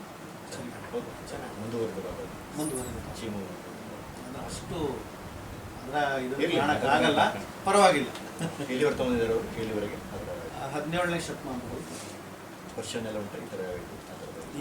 ಅನ್ಯ ಭಾಷೆ, ಕನ್ನಡ ಮತ್ತು ಮರಾಠಿ ವಿಷಯಕ್ಕೆ ಸಂಬಂಧಪಟ್ಟಂತೆ ಪ್ರೊಫೆಸರ್ ಹೇಳ್ತಾ ಇದ್ರು. ನಿಮಗೆಲ್ಲ ಗೊತ್ತು, ಮರಾಠಿಯ ಮೊದಲ ಶಾಸನ ಎಲ್ಲಿ ಅಂದರೆ ನಮ್ಮ ಕರ್ನಾಟಕಕ್ಕೆ ಬರಬೇಕು, ಗೊಮ್ಮಟೇಶ್ವರನ ಪಾದಕ್ಕೆ ಚಾವುಂಡರಾಯಂ ಕರವಿಯಲಿ ಅನ್ನುವಂಥ ಒಂದು ಸಾಲಿರುವಂಥದ್ದು. ಆ ಲಿಪಿ ಅದನ್ನೆಲ್ಲ ನೋಡಿದ್ರೆ ಮರಾಠಿ ಶಾಸನಗಳು ಹೆಚ್ಚು ಸಿಗದೇ ಇರ್ಬೋದು, ಆದರೆ ಅದಕ್ಕೂ ಒಂದು ಹಿನ್ನೆಲೆ ಇದೆ ಮತ್ತು ಒಂದು ಒಳ್ಳೆಯ ಚರಿತ್ರೆ ಇದೆ ಅಂತ ನಮಗೆ ಅನಿಸುತ್ತೆ. ಅದೇನೋ ಕನ್ನಡದ ಪುಣ್ಯ, ಕನ್ನಡದ ಶಾಸನಗಳು ನಮಗೆ 5-6ನೇ ಶತಮಾನದಿಂದಲೇ ಸಿಕ್ಕೊಂಡು ಬರ್ತವೆ. ಹಲ್ಮಿಡಿ ಶಾಸನ ಕನ್ನಡದ ಮೊದಲ ಶಾಸನ ಅಂತಿದ್ರು. ಆಮೇಲೆ ಎಂ.ಜಿ. ಮಂಜುನಾಥ್ ಅನ್ನೋರು ಇಲ್ಲ ಶ್ರವಣಬೆಳಗೊಳದ ನಂದಿಸೇನ ಮುನಿಗಳು ಮೊದಲನೇ ಶಾಸನ ಅಂತ ಕರೆದರು. ಆಮೇಲೆ ಟಿ.ಎಂ. ಕೇಶವ ಅನ್ನೋರು ಆರ್ಕಿಯಾಲಜಿ ಡಿಪಾರ್ಟ್ಮೆಂಟ್ ಅವರು ತಾಳಗುಂದದಲ್ಲಿ ಸಿಕ್ಕಿರುವಂಥ ಸಿಂಹ ಕಟಾಂಜನದ ಶಾಸನ ಈಗ ಮೊದಲ ಶಾಸನ ಅಂತ ಹೇಳ್ತಾ ಇದ್ದಾರೆ. ಏನೇ ಆದರೂ ಎಲ್ಲ 50 ವರ್ಷ ಹಿಂದೆ ಮುಂದೆ ಆಗ್ತಾ ಇದ್ದಾರೆ. ಹೀಗಾಗಿ 5ನೇ ಶತಮಾನ ಅಂತ ನಾವು ನಿಸ್ಸಂದೇಹವಾಗಿ ಈಗ ಇಟ್ಕೋಬೋದು, ಬೇರೆ ಅದಕ್ಕಿಂತ ಪೂರ್ವದ್ದು ಸಿಗೋವರೆಗೆ. ಈ ಥರ ಜೊತೆಗೆ ನಮಗೆ ಈಗ ನೀವು ತಮಟಕಲ್ಲು ಶಾಸನ ನೋಡಿರ್ಬೋದು. ಅದು ಆರಂಭದಲ್ಲೇ ಎಷ್ಟು ಕಾವ್ಯಾತ್ಮಕವಾಗಿದೆ. 5ನೇ ಶತಮಾನದಲ್ಲೇ ಆ ರೀತಿ ಅಷ್ಟು ಚೆನ್ನಾಗಿದೆ ಸಾಹಿತ್ಯದ ಗುಣ ಶಾಸನಗಳಲ್ಲಿ ಅಂದರೆ ಒಂದು ಒಳ್ಳೆ ಹಿನ್ನೆಲೆನೇ ಇರಬೇಕು ಅಂತ ನಾವು ಅನ್ಬೇಕು. ಇದು ರಂಶ್ರೀ ಮುಗಳಿಯವರ ಕನ್ನಡ ಸಾಹಿತ್ಯ ಚರಿತ್ರೆ ಆಗಲಿ, ಬೇರೆ ಯಾರದೇ ತಗೊಳ್ಳಿ, ಶಾಸನಗಳಿಗೆ ಅಷ್ಟು ಪ್ರಾಧಾನ್ಯತೆ ಇಲ್ಲ. ಆದರೆ ಅನೇಕ ಕವಿಗಳು, ಪ್ರಸಿದ್ಧ ಕವಿಗಳು, ಪ್ರತಿಭಾವಂತ ಕವಿಗಳು ಮೊದಲಿಗೆ ಶಾಸನಗಳನ್ನೇ ರಚಿಸ್ತಾ ಇದ್ದರು. ಈಗ ಅತ್ತಿಯಬ್ಬೆಯ ಆಶ್ರಯದಲ್ಲಿದ್ದಂಥ ರನ್ನ ಚಾವುಂಡರಾಯ ಪುರಾಣ ಬರೆಯುವಾಗ ಚಾವುಂಡರಾಯ ಪುರಾಣ ಬರದ ಅದರಲ್ಲಿ ಬಳಸಿರುವಂಥ 2 ಪದ್ಯಗಳನ್ನು 9 ವರ್ಷ ಮುಂಚೆನೇ ಒಂದು ಶಾಸನದಲ್ಲಿ ಬಳಸಿದ್ರು. ಆ ಶಾಸನ ನಾನು ಓದಿದೆ. ಹೀಗೆ ಅದು ಹೀಗಾಗಿ ಆಮೇಲೆ ಬಳ್ಳಿಗಾವೆ ಶಾಸನ, ಈ ಥರ ಬೇಕಾದಷ್ಟು ಒಳ್ಳೊಳ್ಳೆ ಕಾವ್ಯಾತ್ಮಕವಾದ ಪೊಪ್ಪಣಗೊಂಬಿಟ್ಟ ಸ್ಮೃತಿ ನಿಮಗೆ ಗೊತ್ತೇ ಗೊತ್ತು ಹೀಗಿದೆ. ಹೀಗಾಗಿ ಕನ್ನಡ ಶಾಸನಗಳನ್ನು ಜೊತೆಯಾಗಿ ಇಟ್ಕೊಂಡು ಸಾಹಿತ್ಯ ಚರಿತ್ರೆಯನ್ನು, ಆರಂಭದ ಕಾಲಘಟ್ಟದ ಸಾಹಿತ್ಯ ಚರಿತ್ರೆ ಬೆಳವಣಿಗೆಯನ್ನು ಮತ್ತೊಮ್ಮೆ ಚರ್ಚಿಸುವಂಥ ಒಂದು ಅವಶ್ಯಕತೆ ತುಂಬ ಇದೆ. ಸೆಟ್ಟರ್ ಮಾಡಿದಾರಲ್ಲ ಹಳಗನ್ನಡ ಮತ್ತು ಇದು ಶಾಸನಗಳು. ಅಲ್ಲ, ಅವರು ಬೇರೆ ದೃಷ್ಟಿಯಲ್ಲಿ ಅದನ್ನು ಮಾಡ್ತಾರೆ. ಸಾಹಿತ್ಯ ಇಲ್ಲ, ಸಾಹಿತ್ಯಿಕ ಸ್ವಲ್ಪ ಕಮ್ಮಿ, ಚಾರಿತ್ರಿಕ ಅಧ್ಯಯನ ಮಾಡಬೇಕು. ಈಗ ನಾನು ನಮ್ಮ ಒಬ್ಬ ವಿದ್ಯಾರ್ಥಿಗೆ ಕನ್ನಡ ಶಾಸನಗಳಲ್ಲಿ ವೃತ್ತಗಳ ವಿಕಾಸ ಅಂತ ಒಂದು ಚೆನ್ನಾಗಿದೆ, ತುಂಬ ಚೆನ್ನಾಗಿತ್ತು. ನಿಮ್ಮಲ್ಲಿ ಮತ್ತೆ ಮಾಡಿದ್ರೆ ಖುಷಿಪಟ್ಟಿದ್ದೇನೆ. ನಾವು ವಿದ್ಯಾರ್ಥಿಗಳು ತೋರಿಸಿದ್ರೆ ಎಷ್ಟು ಚೆನ್ನಾಗಿದೆ ಅಂತ. ಶಾಸನಗಳಲ್ಲಿ ಹೇಗೆ ವೃತ್ತಗಳು ಕಾಲಕಾಲಕ್ಕೆ ವಿಕಾಸಗೊಂಡು, ಯಾಕೆಂದರೆ ಮೊದಲೆಲ್ಲ ಶಾಸನಗಳಲ್ಲೇ ಅವು ಬಳಕೆ ಆಗಿದೆ. ನಿಜ. ಆಮೇಲೆ ಪಂಪಾರನ್ನರಿಂದ ಅದು ಹೆಚ್ಚು ಬಳಕೆ. ಶಾಸನ ಕಾವ್ಯ ಅಂತಲೇ ಕರೀತಾ ಇದ್ದ ಶಾಸನ ಸಾಹಿತ್ಯ ಅಂತ. ಇವತ್ತು ಶಾಸನ ಸಾಹಿತ್ಯ ಯಾರಿಗೂ ಬೇಡಬಾರ್ದು. ಶಾಸನಗಳನ್ನು ಯಾಕೆ ನಮ್ಮ ಕನ್ನಡ ವಿದ್ಯಾರ್ಥಿಗಳು ಹೆಚ್ಚು ಬೇಗ ಆಪ್ತರಾಗಲ್ಲ ಅದಕ್ಕೆ ಅಂದರೆ ಅದು ಪ್ರಕಟ ಆಗಿರುವಂಥ ವಿನ್ಯಾಸ. ನಮ್ಮ ಹಿಂದಿನ ವಿದ್ವಾಂಸರು ಪ್ರಕಟ ಮಾಡುವಾಗ ಪದ ವಿಭಜನೆ ಸಹಿತ ಮಾಡಿಬಿಟ್ಟಿದ್ದಿದ್ರೆ ತುಂಬ ಚೆನ್ನಾಗಿರೋದು. ಅವರು ಪದ ವಿಭಜನೆ ಮಾಡಿ ಓದೋದಕ್ಕೆ ಸುಲಭ ಹಾಗೆ ಅವರು ಪದ್ಯದ ರೀತಿ ಕೊಡೋದೇನು ಬೇಡ, ಅವರು ಆ ಸಂಯುಕ್ತ ಪದಗಳನ್ನು ಬಿಡಿಸಿಕೊಟ್ಟಿದ್ರೆ ಸಾಕಾಗಿದೆ. ಹೀಗಾಗಿ ಶಾಸನಗಳನ್ನು ಓದೋದಕ್ಕೆ ತೊಡಕಾಗುತ್ತಲ್ಲ, ಹೀಗಾಗಿ ಅದನ್ನು ದೂರದಿಂದನೇ ಕೈ ಮುಗಿಯುವಂಥ ರೂಢಿ ಬಂತದ್ದು. ಬಹುಶಃ ಹೊಸಗನ್ನಡದ ಪ್ರಭಾವ ಕನ್ನಡದ ಮೇಲೆ ದೊಡ್ಡ ಪ್ರಮಾಣದಲ್ಲಿ ಆಗಿ ಈ ಹಳಗನ್ನಡ ಅಂದರೆ ಯಾಕೆ ಬೇಕನ್ನುವಂತಹ ಒಂದು ಪ್ರಶ್ನೆ ಸಹ ಅನೇಕ ಪ್ರಾಧ್ಯಾಪಕರೇ ಕೇಳುವುದನ್ನು ಅದು ಸಹಜ. ಎಂತಹ ಧೋರಣೆ ಇದು? ಅದು ತಲೆಮಾರಿನ GSS ಪರಂಪರೆಯವರಲ್ಲ, ವಿಶೇಷವಾಗಿ ವಿಮರ್ಶೆ ಸಾಹಿತ್ಯ ಅದಕ್ಕೆ ವಿಶೇಷ ಕೊಡ್ಲಿ, ಬೇಡ ಅಂತ ಹೇಳ್ತಾ ಇಲ್ಲ. ಆದರೆ ಅಲ್ಲಿ ಚೀಮು, ಹಂಪಾನ, KP ಭಟ್ ಕೆಲವರು ಇದ್ದದ್ರಿಂದ ಬಚಾವಾಯ್ತು ಕನ್ನಡ ಅಂತ ನಾನು ಅನ್ಕೊಂಡಿದ್ದೆ. ಅಲ್ಲದೆ ಇದ್ರೆ ಬಹುಶಃ ಅದು ಸರಿ, ಅನ್ವಯಿಕ ಕನ್ನಡ ಓಕೆ. ಈಗ ನೀವು ಮೊದಲು ಈಗ ಪದವಿ ತರಗತಿಗಳಲ್ಲಿ ಶಬ್ದಮಣಿ ದರ್ಪಣ ಯಾಕೆ ಬೇಡ ಅಂತ ಕರ್ನಾಟಕ ಯೂನಿವರ್ಸಿಟಿಯ ಪ್ರಾಧ್ಯಾಪಕರೊಬ್ಬರು ಆರ್ಗ್ಯೂ ಮಾಡಿದ್ರು. ನನಗೆ ಶಾಕ್ ಅಂತ ಅನಿಸ್ತು. ಮೂಲ ಬೇಸಿಕ್ ಆದ ಗ್ರಾಮರನ್ನ ನಾವು ಇಟ್ಕೊಳ್ಳೋದೇ ಇದ್ವಿ. ಅಲ್ಲ, ಅದಕ್ಕೆ ಅನೇಕ ಕಾರಣ ಕೊಡ್ತಾರೆ. ಕನ್ನಡ ಬದಲಾಗ್ಬಿಟ್ಟಿದೆ, ಹಳೇದನ್ನು ಕಟ್ಕೊಂಡು ಏನು ಮಾಡ್ತೀರಾ, ಏನು ಬಸವಣ್ಣನೇ ಹೇಳ್ತಾನಲ್ಲ, ಹಿಂದಣ ಹೆಜ್ಜೆನ ಅರಿಯಲಾರದೆ ಮುಂದಣ ಹೆಜ್ಜೆ ಇಡಲಾಗದು ತಲ್ಲಮದ್ದು. ಹಾಗೆ ಅದು ಹಿಂದದ್ದು ಗೊತ್ತಿದ್ರೆ ಈಗ ಏನಾಗಿದೆ, ಮುಂದೆ ಏನಾಗ್ಬೋದು ಅಂತ ನಾವು ಚೆನ್ನಾಗಿ ಚರ್ಚೆ ಮಾಡ್ತೀವಿ. ಅದೊಂದು ಆ ಧೋರಣೆ 80ರ ದಶಕದಲ್ಲಿ ಹೆಚ್ಚಾಗುತ್ತೆ. ಅದೊಂದು ಆ ಒಂದು ಪರಂಪರೆ ಬಿಟ್ಟುಬಿಡ್ತು ಹಳಗನ್ನಡದಲ್ಲೇ ಹಿಂದಕ್ಕೆ ಹಾಕೋಣ. ಇದಕ್ಕೆ ಬಹುಶಃ ಬಸವಲಿಂಗಪ್ಪನವರ ಬೂಸಾ ಚಳುವಳಿ ಕಾರಣ ಇರ್ಬೋದು ಅಂತ ಅನ್ನಿಸ್ತು.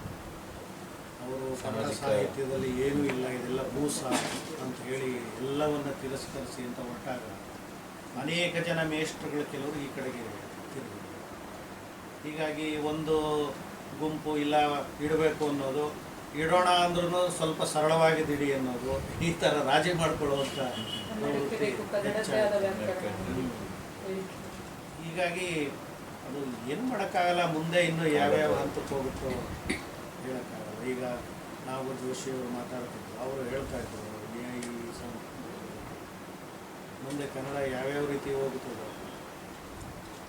ಆದರೆ ಅನುಕೂಲನೂ ಆಗಿದೆಯಲ್ಲ ಸರ್. ಈಗ ಮೊನ್ನೆ ನೋಡಿ, ಯಾವುದೋ ಒಂದು ಶಾಸನವನ್ನು ಅದೇ ಓದಲಿಕ್ಕೆಲ್ಲ ಆರಂಭ ಮಾಡಬೇಕು. ಎಷ್ಟು ಮಟ್ಟಿಗೆ ಹೇಗೆ ಅಂಟಿಸಿದರೆ ಅದು ಎಲ್ಲವನ್ನ ಹೇಳುವ ಒಂದು ಆ ತಾಕತ್ತು ಬರ್ತಾ ಇದೆ ಅಂತ ಮಾಡಿ ನೋಡಿ. ಯಾರೋ ಒಬ್ಬ ವಿದ್ವಾಂಸರು ಶಾಸನವನ್ನು AI ಮುಖಾಂತರವಾಗಿ ಓದುವ, ಅರ್ಥೈಸುವ ಪ್ರಯತ್ನ ಅಂತೇಳಿ ಎಲ್ಲ ಬಂತು ಅಂತ ನೋಡಿದ್ರೆ ಪ್ರಯತ್ನಗಳನ್ನು ಹೆಚ್ಚು. ಅಂದರೆ ಅದಕ್ಕೆ ಒಂದಷ್ಟು ಆ ರೀತಿಯ ಒಂದು ಪ್ರೋಗ್ರಾಮ್ ಮಾಡಬೇಕು ತುಂಬ. ಯಾಕಂದರೆ ಒಬ್ಬ ಅರಸನ ಕಾಲದ ಅಥವಾ ಒಂದು ವಂಶದ ಕಾಲದಲ್ಲಿ 10 ರೀತಿ ಇರ್ತವೆ ಲಿಪಿಗಳು. ಈಗ ಕ ಅನ್ನೋದನ್ನು ಅದು ಗ್ರಹಿಸಬೇಕು ಅಂದರೆ ನಾವೇನು ಫಿಡ್ ಮಾಡಿರ್ತೀವೋ ಅದನ್ನು ಗ್ರಹಿಸುತ್ತೆ. ಎಷ್ಟೆಷ್ಟು ರೀತಿ ಇದೆಯೋ ಅಷ್ಟನ್ನು ನಾವು ಅದಕ್ಕೆ ಕೊಟ್ಟಿದ್ರೆ ಅವಾಗ ಅದು ಗ್ರಹಿಸುತ್ತೆ. ಮತ್ತು AI ಹೇಳೋದೆಲ್ಲ ಮೆನಿ ಟೈಮ್ಸ್ ಅದು ಹ್ಯಾಲುಸಿನೇಷನ್ ಅಂತ ಹೇಳ್ತಾರೆ. ಅದೇನೋ ಔಟ್ಪುಟ್ ಕೊಡುತ್ತೆ, ಏನೋ ಹೇಳುತ್ತೆ, ಅದರಲ್ಲಿ ಎಷ್ಟು ಸತ್ಯ ಇದೆ ಅಂತ ಹೇಳೋದು ನೋಡಿದ್ಮೇಲೆ ಅದಕ್ಕೆ ಪ್ರಾಪರ್ಲಿ ಟ್ರೈನ್ ಮಾಡ್ಬಿಟ್ಟು ಅಷ್ಟು ಡೇಟಾ ಫೀಡ್ ಮಾಡ್ಬಿಟ್ಟು ಈಗ ನೀವು ಇಂಟರ್ನೆಟ್ಗೆ ಹೋಗಿ ಯಾವ್ದಾದ್ರು ಮಾಹಿತಿ ಕೇಳಿದ್ರೆ ಅದು ಅದು ತೋರಿಸುತ್ತದು. ಹೌದು. ಸದ್ಯಕ್ಕಿರುವುದು ಇಷ್ಟೇ ಅಂತ ಹೇಳ್ಬೋದು. ಪ್ರಾಮಾಣಿಕ ಮತ್ತು ಕೆಡೆ ಇದೆ ಮತ್ತು ವಿದ್ಯಾರ್ಥಿ ನಾವೇ ಮಾತಾಡ್ತೀವಿ ಆಗತ್ತೆ ಅನ್ನೋದು. ನಾನೇನು ಸಿದ್ಧ ಅಲ್ಲಿ ಸರ್ ಇಲ್ಲ ಸಂವಾದ ಇದು ಏನು ನನಗೇನಾದ್ರು ವರ್ತಮಾನದ ಸೆಮಿನಾರ್ ಮಾಡಿ ಪೇಪರ್ ಮಂಡಿಸಿ ಅಂದ್ರೆ ಸಿದ್ಧ ಆಗ್ಬೋದು. ಅದೇ ನಾವು ಹೇಳಿದ್ದು ಅಂಥದ್ದೆಲ್ಲ ಇವತ್ತು ಹೀಗೇನೆ ಮಾತನಾಡೋದು ಅಂತ. ಸರ್ ಹಳೆ ಕನ್ನಡ ಲಿಪಿ ಭಾಷೆ ಮೇಲೆ ಏನು ವರ್ಕ್ಶಾಪ್ಸ್ ಹಂಪಿ ಯೂನಿವರ್ಸಿಟಿ ಸ್ಟಾರ್ಟ್ ಮಾಡೋಕ್ಕಾಗತ್ತಾ 10 ಮಾಡ್ತಾ days? ಇದೆಯಮ್ಮ, ಮಾಡ್ತಾ ಇದೆ. ಬಟ್ ಅದಕ್ಕೋಸ್ಕರ ನಮ್ಗೇನು ಈ ಕಡೆ ಈ ಬಂದಿಲ್ಲ ಕಡೆ ಅಷ್ಟೇ. ಬಂದೆ ಹಾ ಆನ್ಲೈನ್ ಈಗ- ತರ ಮಾಡಿಯಲ್ಲ ಸರ್? ಇಲ್ಲ ಕನ್ನಡ ವಿಶ್ವವಿದ್ಯಾಲಯದಲ್ಲಿ ಹಸ್ತಪ್ರತಿ ವಿಭಾಗ ಅಂತಾನೆ ಒಂದು ಸಪರೇಟ್ ಇದೆ. ಆ ಹಸ್ತಪ್ರತಿ ವಿಭಾಗದವರು ಹಳಗನ್ನಡ ಬೋಧನಾ ಶಿಬಿರ ಅಂತ ಒಂದು ಮಾಡ್ತಾರೆ. ಆಮೇಲೆ ಹಸ್ತಪ್ರತಿ ಶಿಬಿರ ಅಂತಾನೂ ಮಾಡ್ತಾರೆ, ವರ್ಷಕ್ಕೆ 2. ಈ ಸರಿ ಹಸ್ತಪ್ರತಿ ಶಿಬಿರದ ಸರ್ವಾಧ್ಯಕ್ಷರು ಮಲ್ಲೇಪುರಂ ಜಿ ವ್ಯಕ್ತಿ. ಹೌದಾ? ಕಳೆದ ಸರಿ ಧಾರವಾಡದ ಕಡೆ ಅದು ಮಾಡ್ತಾರೆ, ಚೆನ್ನಾಗಿರುತ್ತೆ. ಸೊ ನಮ್ಗೆ ಹೇಗೆ ಗೊತ್ತಾಗತ್ತೆ? ಯಾಕಂದ್ರೆ ನಂಗೆ ಅದು ಅವ್ರಿಗೆ ಆಸಕ್ತಿ ಅದೇ ಪ್ರಾಬ್ಲಮ್ ಆಗ್ತಿದೆ. ನೀವು ಆಮೇಲೆ ನಮ್ಮಲ್ಲಿ ಶಾಸನಶಾಸ್ತ್ರ ವಿಭಾಗ ಅಂತಿದೆ. ಒಮ್ಮೆ ಅಲ್ಲಿ ಹೋಗಿ ಬನ್ನಿ. ಪ್ರತಿ ವರ್ಷ ಒಂದೊಂದು ವರ್ಕ್ಶಾಪ್ ಮಾಡ್ತಾರೆ. 6 ದಿವಸ 7 ದಿವಸದ ವರ್ಕ್ಶಾಪ್. ಆ ವರ್ಕ್ಶಾಪ್ ವಿಶೇಷತೆ ಏನು ಅಂದರೆ ಸರಳ SSLC ಪಾಸ್ ಆಗಿರೋರು ಅಥವಾ ಆಸಕ್ತಿ ಇರೋರು ಕೂಡ ಬರ್ಬೋದು. ತುಂಬ ಜನ ಹಂಗೆ ರೂಢಿಸ್ಕೊಂಡಿದ್ದಾರೆ ಬಂದು. ಆಮೇಲೆ ಕನ್ನಡ ಸಾಹಿತ್ಯ ಪರಿಷತ್ತಲ್ಲಿ ಕಾವ ಮತ್ತು ಜಾಣ ಅಂತೇಳಿ 2 ಕೋರ್ಸಲ್ಲಿ ಮಾಡ್ತಾರೆ.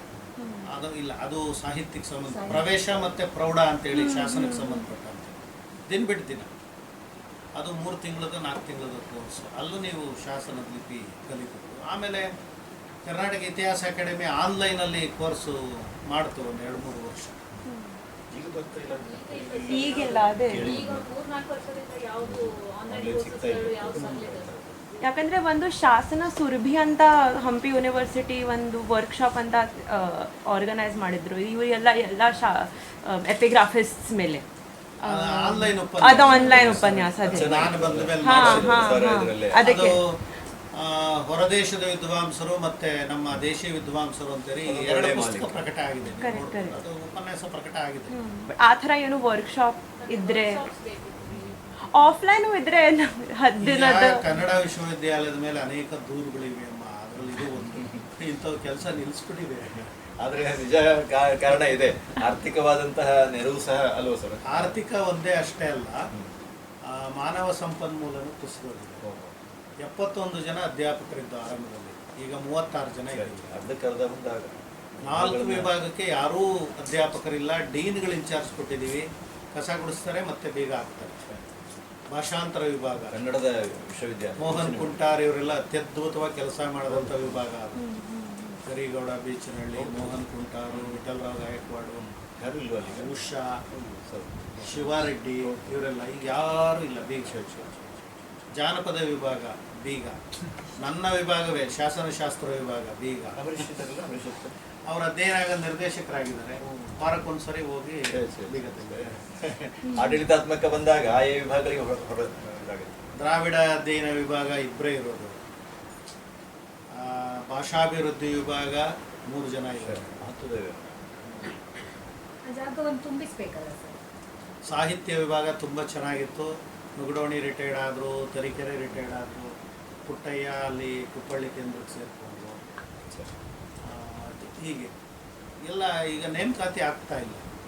ಸರ್ಕಾರ ಒಂದು 20 ವರ್ಷದಿಂದ ನೇಮಕಾತಿ ನಿಲ್ಲಿಸ್ಬಿಟ್ಟಿದೆ. ಅಲ್ಲ, ಕನ್ನಡಕ್ಕೋಸ್ಕರ ಮಧ್ಯ ಒಂದ್ಸರಿ 10 ವರ್ಷದ ಪೂರ್ವದಲ್ಲಿ ಬ್ಯಾಕ್ಲಾಗ್ ಪೋಸ್ಟ್ಗಳು ಭರ್ತಿ ಮಾಡ್ಕೊಳ್ಳಿ ಅಂತ ಮಾಡ್ತು. ತುಂಬ ಇನ್ಫ್ಲೂಯೆನ್ಸ್ ಮಾಡಿದಂಥ ಕೆಲವು VCಗಳಷ್ಟೇ ಒಂದು 5-6 ಪೋಸ್ಟ್ಗಳನ್ನು ತುಂಬಕ್ಕಾಯ್ತಷ್ಟೆ, ಜನರಲ್ಲಾಗಿ ಕೊಡಲಿಲ್ಲ. ಹೀಗಾಗಿ ತುಂಬ ವೇಕೆನ್ಸಿಗಳು ಉಳಿದಿವೆ. ಹಿಂಗಾಗಿ ನಾವೇನಾದ್ರು ಒಂದು ಕೆಲಸ ಮಾಡಿ ಅಂದರೆ ಯಾವ ಕೈಯಲ್ಲಿ ಮಾಡಲಿ, ಇರೋದು 2 ಕೈ ಹೇಳಿ. ಆದ್ರೂ ಕನ್ನಡದ ತಿಳುವಳಿಕೆಗೆ ಬೇಕಾದಂತಹ ಒಂದು ಪರಿಪ್ರೇಕ್ಷೆ ಇವತ್ತಿಗೂ ಒಂದು ಕೆಲವು ಅನೇಕ ಮಾದರಿಗಳು, ಹೌದಾ, ಕೃತಿಗಳು ಇಲ್ಲಿವರೆಗೆ ಬಾರದಂತಹ ಕೃತಿಗಳು ಕನ್ನಡ ವಿಶ್ವವಿದ್ಯಾಲಯದ ಕನ್ನಡ ವಿಶ್ವವಿದ್ಯಾಲಯದ ಒಂದು ಹೆಗ್ಗಳಿಕೆ ಏನು ಅಂದರೆ ಮೊದಲ ತಲೆಮಾರಿನ ಸ್ನಾತಕೋತ್ತರ ವಿದ್ಯಾರ್ಥಿಗಳು, ಸಂಶೋಧನಾ ವಿದ್ಯಾರ್ಥಿಗಳು ಬಂದು ಸೇರಿದ್ರು. ಅಲ್ಲಿ ಅಲೆಮಾರಿ, ಅರೆ ಅಲೆಮಾರಿ, ಬುಡಕಟ್ಟು ಸಮುದಾಯದವರು, ನೀವು ಪದವಿ ಮಾಡಿರೋರು ಎಷ್ಟು ಜನ ಸಮುದಾಯದಲ್ಲಿ ಅಂತ ಎಣಿಸಿದ್ರೆ 1, 2, 3, 4, 5 ಇರ್ತಾರೆ. ಅದರಲ್ಲಿ PhD ಮಾಡಿರೋರು ಯಾರು ಅಂದರೆ ನಮ್ಮ ಯೂನಿವರ್ಸಿಟಿಯಲ್ಲಿ ಬಂದು ಯಾರು PhD ಮಾಡಿದಾರೋ ಅಷ್ಟೇ. ಹೀಗಾಗಿ ಅದೊಂದು ಪಣಿಯಾರ್ ಬುಡಕಟ್ಟು ಅಂತ ಹೋದ ಸರಿ ಕೇರಳದ ಒಬ್ಬಳು ಹೆಣ್ಮಗಳು ನಮ್ಮಲ್ಲಿ PhD ಮಾಡಿದ್ರು. ಆ ಇಡೀ ಆ ಬುಡಕಟ್ಟಿಗೆ ಅವಳೊಬ್ಬಳೇ ಪದವಿ ಮುಗಿಸಿದ್ರು. ಆ ಥರ ಯಾರೋ ಉನ್ನತ ಶಿಕ್ಷಣದ ಕನಸೇ ಕಾಣಕ್ಕಾಗ್ತಾ ಇರಲಿಲ್ವೋ ಅವರೆಲ್ಲ ಕನ್ನಡ ಯೂನಿವರ್ಸಿಟಿಲಿ ಬಂದು MA PhD ಅಂತ ಅವಾಗ ಒಂದು ಸಂಯುಕ್ತ ಪದವಿ ಕೋರ್ಸ್ ಇತ್ತು, ಅದಕ್ಕೆ ಸೇರಿ PhDನೂ ಮುಗಿಸ್ಕೊಂಡು ಆಚೆ ಹೋದ್ರು. ಹೀಗಾಗಿ ಅದೊಂದು ಹೆಗ್ಗಳಿಕೆ ಇದೆ. ಅವ್ರಿಗೇನು ಮಾಡಿದ್ರು, ತಮ್ಮ ಬುಡಕಟ್ಟುಗಳನ್ನು ಕುರಿತೇ PhDಗಳನ್ನು ಮಾಡಿಸಿದ್ರು. ಬಹಳ ಹೀಗಾಗಿ ಇದು ಆ ಥರದ ಒಂದು ಸಂಸ್ಕೃತಿ ಇರೋದು, ನಡವಳಿಕೆ ಇರುವಂಥ ಜನಗಳು ನಮ್ಮ ಮಧ್ಯೆ ಇದ್ದಾರೆ ಅನ್ನೋ ಕಲ್ಪನೆನೇ ನಮ್ಗಳಿಗಿರಲಿಲ್ಲ. ಎಲ್ಲ ಹೊಸ ಕ್ಷೇತ್ರಗಳು. ಹೀಗಾಗಿ ಒಂದು PhD ಬಂದರೆ ಅದನ್ನು ಇಟ್ಕೊಂಡು 7-8 PhD ಬರೋದಕ್ಕೆ ಶುರುವಾಯಿತು ಬೇರೆ ಬೇರೆ. ಈಗ ಕನ್ನಡ ಯೂನಿವರ್ಸಿಟಿ ಆ ರೀತಿ ಒಂದಷ್ಟು ಹೆಸರು ಮಾಡಿದೆ. ಈಗ ಮತ್ತೆ ಅಲ್ಲೂ ಕೂಡ ಬೇರೆ ಯೂನಿವರ್ಸಿಟಿಗಳ ಥರನೇ ತೀಸಿ ರಾಸೇದೆ ತೀಸಿಸೋನ್ನ ಮಾಡ್ತಾ ಇದೆ. ಸರಿಗೆ ಹೋಗ್ಬೇಕಂತ ಕಾಣುತ್ತೆ. ಏನಾದರೂ ಪ್ರಶ್ನೆಗಳಿವೆ? ಬೇರೆ ಏನಾದರೂ ಪ್ರಶ್ನೆ? ಸರ್, ಈಗ ನನ್ನ ವಿಷಯ ಶಿಲಾಹಾರದ ಬಗ್ಗೆ ಇದು ಮಾಡ್ತಾ ಇದ್ದೀನಿ. ಅದ್ರ ಬಗ್ಗೆ ಆಲ್ಟೇಕರ್ ಅವರು, ವಿ ನಿರಾಶಿ ಅವರೆಲ್ಲ ಬೇಕಾದಷ್ಟು ಬರ್ತಿದ್ದಾರೆ. ಆದರೆ ಯಾರು ಕನ್ನಡದವರು ಅಂತ ಹೇಳಿ ಯಾರು ಜಾಸ್ತಿ ಆ ಶಾಸನಗಳನ್ನೆಲ್ಲ ಓದಲಿಲ್ಲ. ಸೊ ನಾವು ಇದು ಮಾಡಿದರೆ ಅದು ಎಷ್ಟರ ಮಟ್ಟಿಗೆ ಅದರದ್ದು ಅಥೆಂಟಿಸಿಟಿ, ಅಂದರೆ ಅವ್ರದ್ದು ಎಷ್ಟು ಮಟ್ಟಿಗೆ ಅವ್ರ ಅಂಡರ್ಸ್ಟ್ಯಾಂಡಿಂಗ್ ಕರೆಕ್ಟಾಗಿ ತಗೊಂಡಿದ್ದಾರೆ, ಅಥವಾ ನಾವು ಓದ್ಕೊಂಡೇ ಮುಂದೆ ಶಾಸನಗಳನ್ನು ಓದ್ಕೊಂಡೇ ಮುಂದೆ ಹೋಗ್ಬೇಕಾ, ಅಥವಾ ಅವ್ರು ಮಾಡಿದ ರೆಫರೆನ್ಸನ್ನು ಹಿಡ್ಕೊಂಡೇ ಮುಂದೆ ಹೋದರೆ ಸಾಕಾ? ಅಲ್ಲ, ಎರಡೂ ಕೆಲಸ ನೀವು ಮಾಡಬೇಕು. ಅವ್ರು ಮಾಡಿದ ರೆಫರೆನ್ಸ್ ಇಟ್ಕೊಂಡು ನೀವು ಅವ್ರಿಗೆ ಸಿಗದೇ ಇರೋ ಹೊಸ ರೆಫರೆನ್ಸ್ಗಳು ನಿಮಗೆ ಸಿಕ್ಕಿದ್ರೆ ನಿಮಗೆ ಇನ್ನೂ ಒಂದು ಹೆಜ್ಜೆ ಮುಂದೆ ಹಾಕಕ್ಕೆ ಅನುಕೂಲ ಆಗುತ್ತೆ. ಅದೇ, ಸೊ ಅದರ ನಂತರ ಅವರು ನಂತರ ಬಂದ ಶಾಸನಗಳ ಪ್ರಕಟ ಆಗಿದ್ರೆ ಅದೆಲ್ಲ ಎಲ್ಲಿ ಸಿಗುತ್ತೆ, ಹೇಗೆ ಗೊತ್ತಾಗುತ್ತೆ? ರಿಪೋರ್ಟ್ಗಳಿಗೆ ಹೋಗ್ಬೇಕು. ರಿಪೋರ್ಟ್ಸ್ ಅಲ್ಲೇ ಅವ್ರು ಹೇಳಿದಿಲ್ಲ, ಇತಿಹಾಸ ಅಕಾಡೆಮಿ 400 ಶಾಸನಗಳನ್ನ ಪ್ರಕಟ ಮಾಡಿದೆ. ಖಂಡಿತ ಅಲ್ಲೆಲ್ಲ ಇರುತ್ತೆ ಅನ್ನೋದು. ಈ ಭಾಗದ ಬೆಳಗಾವಿ ಕರ್ನಾಟಕದ ಭಾಗದಲ್ಲಿ ಶಾಸನಗಳ ಕ್ಷೇತ್ರ ಕಾರ್ಯ ಹೆಚ್ಚು ನಡೆದಿಲ್ಲ. 1961ರಲ್ಲಿ ಬ್ರಿಟಿಷರ ಕಾಲದಲ್ಲಿ ನಡೆದಿತ್ತು. ಅದು ಬಿಟ್ಟರೆ ಯಾರೋ ಹವ್ಯಾಸಿಯವರು ಮಾಡಿದ್ದಷ್ಟೇ. ಅದನ್ನು ಮನಗಂಡು ನಮ್ಮ ವಿಶ್ವವಿದ್ಯಾಲಯ ಬೆಳಗಾವಿ ಜಿಲ್ಲಾ ಶಾಸನ ಸಂಪುಟ ಅಂತ ಮಾಡ್ತು. ಆದರೆ ಅದನ್ನು ತಗೊಂಡವರು ಸರಿಯಾಗಿ ಮಾಡಲಿಲ್ಲ, ಸಲ್ಲಿಸಲೇ ಇಲ್ಲ ಇದುವರೆಗೂ. ಸತ್ತು ಹೋದರು.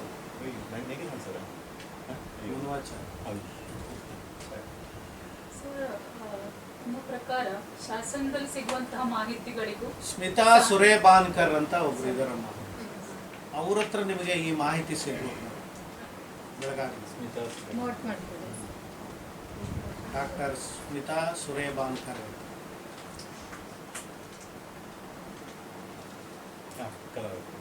ಶಾಸನದಲ್ಲಿ ಸಿಗುವಂತಹ ಮಾಹಿತಿಗಳಿಗೂ ಅದೇ ಕಾಲದ ಸಾಹಿತ್ಯಿಕ ಮಾಹಿತಿಗಳಿಗೂ ನಿಖರತೆಯ ದೃಷ್ಟಿಯಿಂದ ಯಾವುದು ನಿಖರ ಅಂತ ತಾವು ಭಾವಿಸ್ತಾರೆ? ಅಲ್ಲ, ಈಗ ನಾವು ನಿಖರತೆ ಅಂದ್ರೆ ಚರಿತ್ರೆ ರಚನೆಗೋ ಅಥವಾ ಈಗ ಶಾಸನಗಳನ್ನ ಬರೆಸುವಾಗ ಯಾವುದೋ ಒಂದು ಪ್ರಭಾವದ ಮೇಲಿಂದ ಬರೆದಿರ್ತಾರೆ, ಅವ್ರಿಗೆ ಸಂಬಂಧಪಟ್ಟ ವಿಷಯಗಳನ್ನ ಹೆಚ್ಚು ಒತ್ತು ಕೊಟ್ಟು ಬರೆದಿರ್ತಾರೆ ಅಂತ ನನ್ನ ಭಾವನೆ. ಸಾಹಿತ್ಯ ಆದರೆ ಅಲ್ಲಿನ ಸಂಸ್ಕೃತಿ, ಪ್ರಾದೇಶಿಕತೆ ಇದನ್ನೆಲ್ಲ ಹೆಚ್ಚಿನ ಪ್ರಮಾಣದಲ್ಲಿ ಅದು ಉಪಯೋಗಿಸಿರುತ್ತೆ ಅಂತ ನನ್ನ ಅನಿಸಿಕೆ. ಆದರೆ ನಿಖರತೆ ದೃಷ್ಟಿಯಿಂದ ನನಗೆ ಸ್ವಲ್ಪ ಡೌಟ್ ಇರೋದೇನೆಂದ್ರೆ, ನಿಖರತೆ ಅಂದ್ರೆ ನಾವು ನಂಬಲಿಕ್ಕೆ ಅದು ಶಾಸನಗಳಿಗೆ ಹೋಗ್ಬೇಕಾಗುತ್ತೆ. ಹಾಗಂತ ಹೇಳಿ ಎಲ್ಲ ಶಾಸನಗಳು ಹೇಳಿರೋದು ಸತ್ಯ ಅಂತಲೂ ನಾವು ಭಾವಿಸ್ಬೋದು. ಶಾಸನಗಳಲ್ಲಿ ಕೆಲವು ವೇಳೆ ಈಗ ಉತ್ತರ ಕುಮಾರನ ಪೌರುಷ ಈಗ ಸಾವಿರಾರು ವೀರಗಲ್ಲುಗಳು, ಆ ವೀರಗಲ್ಲುಗಳು ಎಲ್ಲರೂ ಶತ್ರುಗಳ ವಿರುದ್ಧ ಹೋರಾಡಿ ಮಡಿದಿರ್ತಾರೆ ಅಂತ ಏನು ಹೇಳೋದಿಲ್ಲ. ಅವನು ಪ್ರಭಾವಿ ಇದ್ದರೆ ಅವನು ಹೇಡಿಯಾಗಿದ್ರೂ ಒಂದು 10 ವೀರಗಲ್ಲು ಹಾಕ್ಸಿರ್ಬೋದು. ಆದರೆ ಸಂಖ್ಯೆಗಳು ಕಡಿಮೆ, ಹೀಗಾಗಿ ನಂಬಬಹುದು ಶಾಸನಗಳನ್ನು. ಯಾಕೆಂದರೆ ಸಾಹಿತ್ಯ ಆದರೆ ಅವನ ಉದ್ದೇಶವೇ ಬೇರೆ, ಅಲ್ಲಿ ಕಲ್ಪನೆಗೆ ತುಂಬ ಅವಕಾಶ ಇರ್ತದೆ. ಅವು ಕೈ ಹಿಡಿಯೋರು ಯಾರೂ ಇಲ್ಲ ಕವಿದು. ಶಾಸನ ಆದರೆ ಅವನು ಬರೆಯೋದಕ್ಕೆ ತಗೊಂಡ ವಸ್ತುನೂ ಕೈ ಹಿಡಿಯುತ್ತೆ, ಹೇಳುವಂಥ ವಿಷಯನೂ ಕೈ ಹಿಡಿಯುತ್ತೆ. ಅವನಿಗೇನೊಂದು ಸಿದ್ಧವಾದ ಜಾಗ ಇದೆ ಅಷ್ಟರಲ್ಲೇ ಹೇಳಬೇಕು ಅವನು. ಹೀಗಾಗಿ ಏನು ಮಾಡ್ತಾನೆ ಅವನು, ಯಾವುದಕ್ಕೆ ಹೆಚ್ಚು ಒತ್ತು ಕೊಡಬೇಕು ಅಷ್ಟನ್ನು ಗಮನಿಸ್ತಾನೆ ಅವನು. ಉತ್ಪ್ರೇಕ್ಷೆ ಇಲ್ಲ ಅಂತಲ್ಲ, ಅಲ್ಲೂ ಹೊಗಳಿಕೆ ಬರ್ತದೆ, ಎಲ್ಲ ಬರ್ತದೆ, ಆದರೆ ಅದು ಗೌಣ. ಅದು ಹೇಳೋದು ಏನಕ್ಕೆ ಅಷ್ಟು ಉತ್ಪ್ರೇಕ್ಷೆ ಮಾಡ್ತಾನೆ ಅಂದರೆ ಮುಂದೆ ಯಾವುದೋ ಒಂದು ಘಟನೆ ಹೇಳಬೇಕು, ಅದಕ್ಕೊಂದು ಪೀಠಿಕೆ ಹಾಕಿರ್ತಾನೆ ಅಷ್ಟೇ. ಆದರೆ ಸಾಹಿತ್ಯದಲ್ಲಿ ಹಾಗಲ್ಲ, ಕೊನೆಯವರೆಗೂ ಬೇಕಾದ್ರೆ ಉತ್ಪ್ರೇಕ್ಷೆಯಿಂದನೇ ಬರ್ಕೊಂಡು ಹೋಗ್ಬೋದು. ಆದರೆ ಅದರಲ್ಲೂ ನಾವು ಚರಿತ್ರೆ ಸಂಗತಿಗಳನ್ನು ಹುಡುಕ್ಬೋದು. ಈಗ ಪಂಪರನ್ನಲ್ಲೂ ನಾವು ಸಮಕಾಲೀನ ಕೆಲವು ಘಟನೆಗಳನ್ನು ನಾವು ಕೂತು ಚರ್ಚೆ ಮಾಡ್ತೀವಿ. ಅದು ಆಯಾ ಕವಿಗಳ, ಈಗ ಶಾಸನ ಕವಿ ಮೇಲೂ ಅದು ಪ್ರಭಾವ ಬೀರಿರ್ಬೋದು, ಸಾಹಿತ್ಯದ ಮೇಲೂ ಪ್ರಭಾವ ಬೀರಿರ್ಬೋದು. ಕವಿಗಳ ಶಕ್ತಿಯನ್ನು ಅನುಸರಿಸಿ ಅದು ರಚನೆ ಆಗಿರುತ್ತೆ. ಅದನ್ನು ನಾವು ನೋಡಿ ವಿಮರ್ಶಾತ್ಮಕವಾಗಿ ತಗೋಬೇಕು. ಆದರೆ ಒಂದಂತೂ ಸತ್ಯ, ಸಾಹಿತ್ಯ ಯಾವುದು ನಮ್ಮಿಂದ ಮುಚ್ಚಿಡುತ್ತೋ, ಪ್ರಭುತ್ವವನ್ನು ಹೊಗಳುವಂಥ ಕೆಲಸ ಮಾಡಿದ್ರು. ಶಾಸನವು ಪ್ರಭುತ್ವದ ಮೂಲದಿಂದಲೇ ಹುಟ್ಟಿದ್ರೂ ಕೂಡ ಅದು ಸ್ವಲ್ಪ ಜನಮುಖಿಯಾಗಿದೆ ಅಂತ ನಾವು ಭಾವಿಸ್ತೀವಿ. ಮಹಾಸತಿ ಘಟನೆ ಆಗ್ಬೋದು, ತುರುಗೋಳಾಗ್ಬೋದು, ಊರಳಿವು ಆಗ್ಬೋದು, ಇವೆಲ್ಲ ನೀವು ಗಮನಿಸಿ. ನಾನು ಅದಕ್ಕೊಂದು ಮುಂದೆ ಬಂದು ವಿಮರ್ಶೆಯ ಮೂಲಕ, ಈಗ ಪಂಪನಲ್ಲಿರುವಂತಹ ಸಾಹಿತ್ಯದಲ್ಲಿರುವಂತಹ ಕೆಲವು ಚಾರಿತ್ರಿಕ ಅಂಶಗಳನ್ನು ನಾವು ವಿಮರ್ಶೆ ಮೂಲಕ ಪಡೆಯುವಾಗ ನಾವು ಶಾಸನಗಳನ್ನು ತಿಳಿದಿಟ್ಕೊಳ್ಬಹುದು ಅನ್ನೋ ಅವಶ್ಯಕತೆ ಈಗ ಇದೆ. ನಿಮಗೆ ಜಿನವಲ್ಲಭನ ಕುರಿಕ್ಯಾಲ ಶಾಸನದ ಪರಿಚಯ ಇಲ್ಲ ಅಂದ್ರೆ ಪಂಪನ ಜೀವನ ಚರಿತ್ರೆ ನೀವು ಬರೆಯಕ್ಕೆ ಆಗಲ್ಲ. ಯಾಕೆಂದ್ರೆ ಪಂಪ ಎಲ್ಲೋ ತನ್ನ ತಮ್ಮ ಹಿಂಗಿದ್ದ ಅಂತ ಹೇಳಲ್ಲ ಕಾವ್ಯದಲ್ಲಿ. ತಾಯಿ ಹೆಸರು ಹೇಳೋದಿಲ್ಲ ಅವನು. ತನಗೆ ಅರಸ ಏನು ಮಾಡ್ದ ಅಂತ ಹೇಳ್ತಾನೆ ಹೊರತು, ತಾತನ ಬಗ್ಗೆ ಎಲ್ಲ ಹೇಳ್ತಾನೆ ಹೊರತು ಇದ್ರ ಬಗ್ಗೆ ಏನೂ ಮಾತೆತ್ತದಿಲ್ಲ. ನಮಗೆ ಕುರಿಕ್ಯಾಲ ಶಾಸನ ಅದನ್ನು ಕಟ್ಟಿಕೊಡುತ್ತೆ. ನಮಗೆ ತಾಯಿ ಹೆಸರು ಹೇಳುತ್ತೆ, ತಮ್ಮನ ಹೆಸರು ಹೇಳುತ್ತೆ. ಮತ್ತು ಧರ್ಮಪುರವನ್ನು ದಾನ ಕೊಟ್ಟದ ವಿಚಾರ ಶಾಸನ ಹೇಳುತ್ತೆ. ಅಷ್ಟೇ ಅಲ್ಲ, ಹೋಗಿ ನೋಡ ಸುಂದರ ವೃಷಭಾಚಲದ ಉನ್ನತ ಶಿಲೆಗಳು ಬರೆದ ಅಕ್ಕರಂಗಳಂ ಅಂತ ಶಾಸನಕ್ಕೆ ಸೂಚನೆ ಕೊಡುತ್ತೆ. ಆರ್.ಸಿ. ಹಿರೇಮಠರು ಅದನ್ನೇ ಇಟ್ಕೊಂಡು ಈ ಶಾಸನ ಅಲ್ಲ, ಅದು ಇದಕ್ಕಿಂತ ದೊಡ್ಡ ಶಾಸನ ಇನ್ನೊಂದಿರಬೇಕು ಅಂತ ಹುಡುಕಾಡೋದಕ್ಕೆ ಶುರು ಮಾಡಬಹುದು. ಸಿಕ್ಕಬಹುದು ಮುಂದೆ. ಯಾಕೆಂದರೆ ಹರಿಕೇಸರಿನೇ ದಾನ ಕೊಡುವಾಗ ಬರೆದಿರೋ ಶಾಸನ ಎಲ್ಲಾದರೂ ನಮಗೆ ಸಿಗ್ಬೋದು. ಅದು ಸಿಕ್ಬಿಟ್ರೆ ಪಂಪನ ಬಗ್ಗೆ ಇನ್ನೂ ಎಂತೆಂಥ ವಿಚಾರಗಳು ಬರುತ್ತೆ. ಯಾಕೆಂದರೆ ಪಂಪನ್ನ ನಾವು ಎಷ್ಟು ಅಭಿಮಾನದಿಂದ ಹೊಗಳ್ತೀವೋ ಅವನ ಜೀವನ ಚರಿತ್ರೆ ಬಗ್ಗೆ ಅಷ್ಟೇ ಕತ್ತಲೆ ಇದೆ. ಸಾಜದ ಪುಲಿಗೆರೆಯ ತಿರುಳುಗನ್ನಡದೋಳು ಕಾವ್ಯವನ್ನು ಒರಿತೀನಿ ನಾನು ಅಂತ ಹೇಳ್ತಾನೆ. ಪುಲಿಗೆರೆಯ ತಿರುಳುಗನ್ನಡ ಅಂದರೆ ಏನು, ಯಾಕೆ ಅದನ್ನು ತಿರುಳುಗನ್ನಡ ಅಂತಿದ್ರು, ಅದ್ರ ಮೇಲೆ ಒಂದು ಅಧ್ಯಯನ ಮಾಡ್ಬೋದು. ಪುಲಿಗೆರೆ ಅಂದರೆ ಈಗಿನ ಲಕ್ಷ್ಮೇಶ್ವರ ಪರಿಸರ, ಗದಗ ಜಿಲ್ಲೆ. ಆಮೇಲೆ ಅವನು ಆರ್ ಅಂಕುಶಂ ಇಟ್ಟೊಡಂ ನೆನವುದೆನ್ನ ಮನಂ ಬನವಾಸಿ ದೇಶಂ ಅಂತಾನೆ. ನಾವೆಲ್ಲ ಬನವಾಸಿ ಅಂದರೆ ಆ ಬನವಾಸಿ ಅಂತ ಅಂದ್ಕೊಂಡಿದ್ದು. ಅಂಕುಶ ಅಂದರೆ ಈಟಿಯಿಂದ ಎದೆ ತಿವಿದ್ರು ಕೂಡ ಅವನು ಬನವಾಸಿ ಜ್ಞಾಪಿಸ್ಕೊತಾನೆ. ಸಿ ಮಾದೇವಪ್ಪನವರು ಅದು ಸುಳ್ಳು ಅಂತ ಮಾಡಿದ್ರು. ಅಂಕುಶ ಅನ್ನೋದು ಒಂದು ಹೂವಿನ ಮೊಗ್ಗು.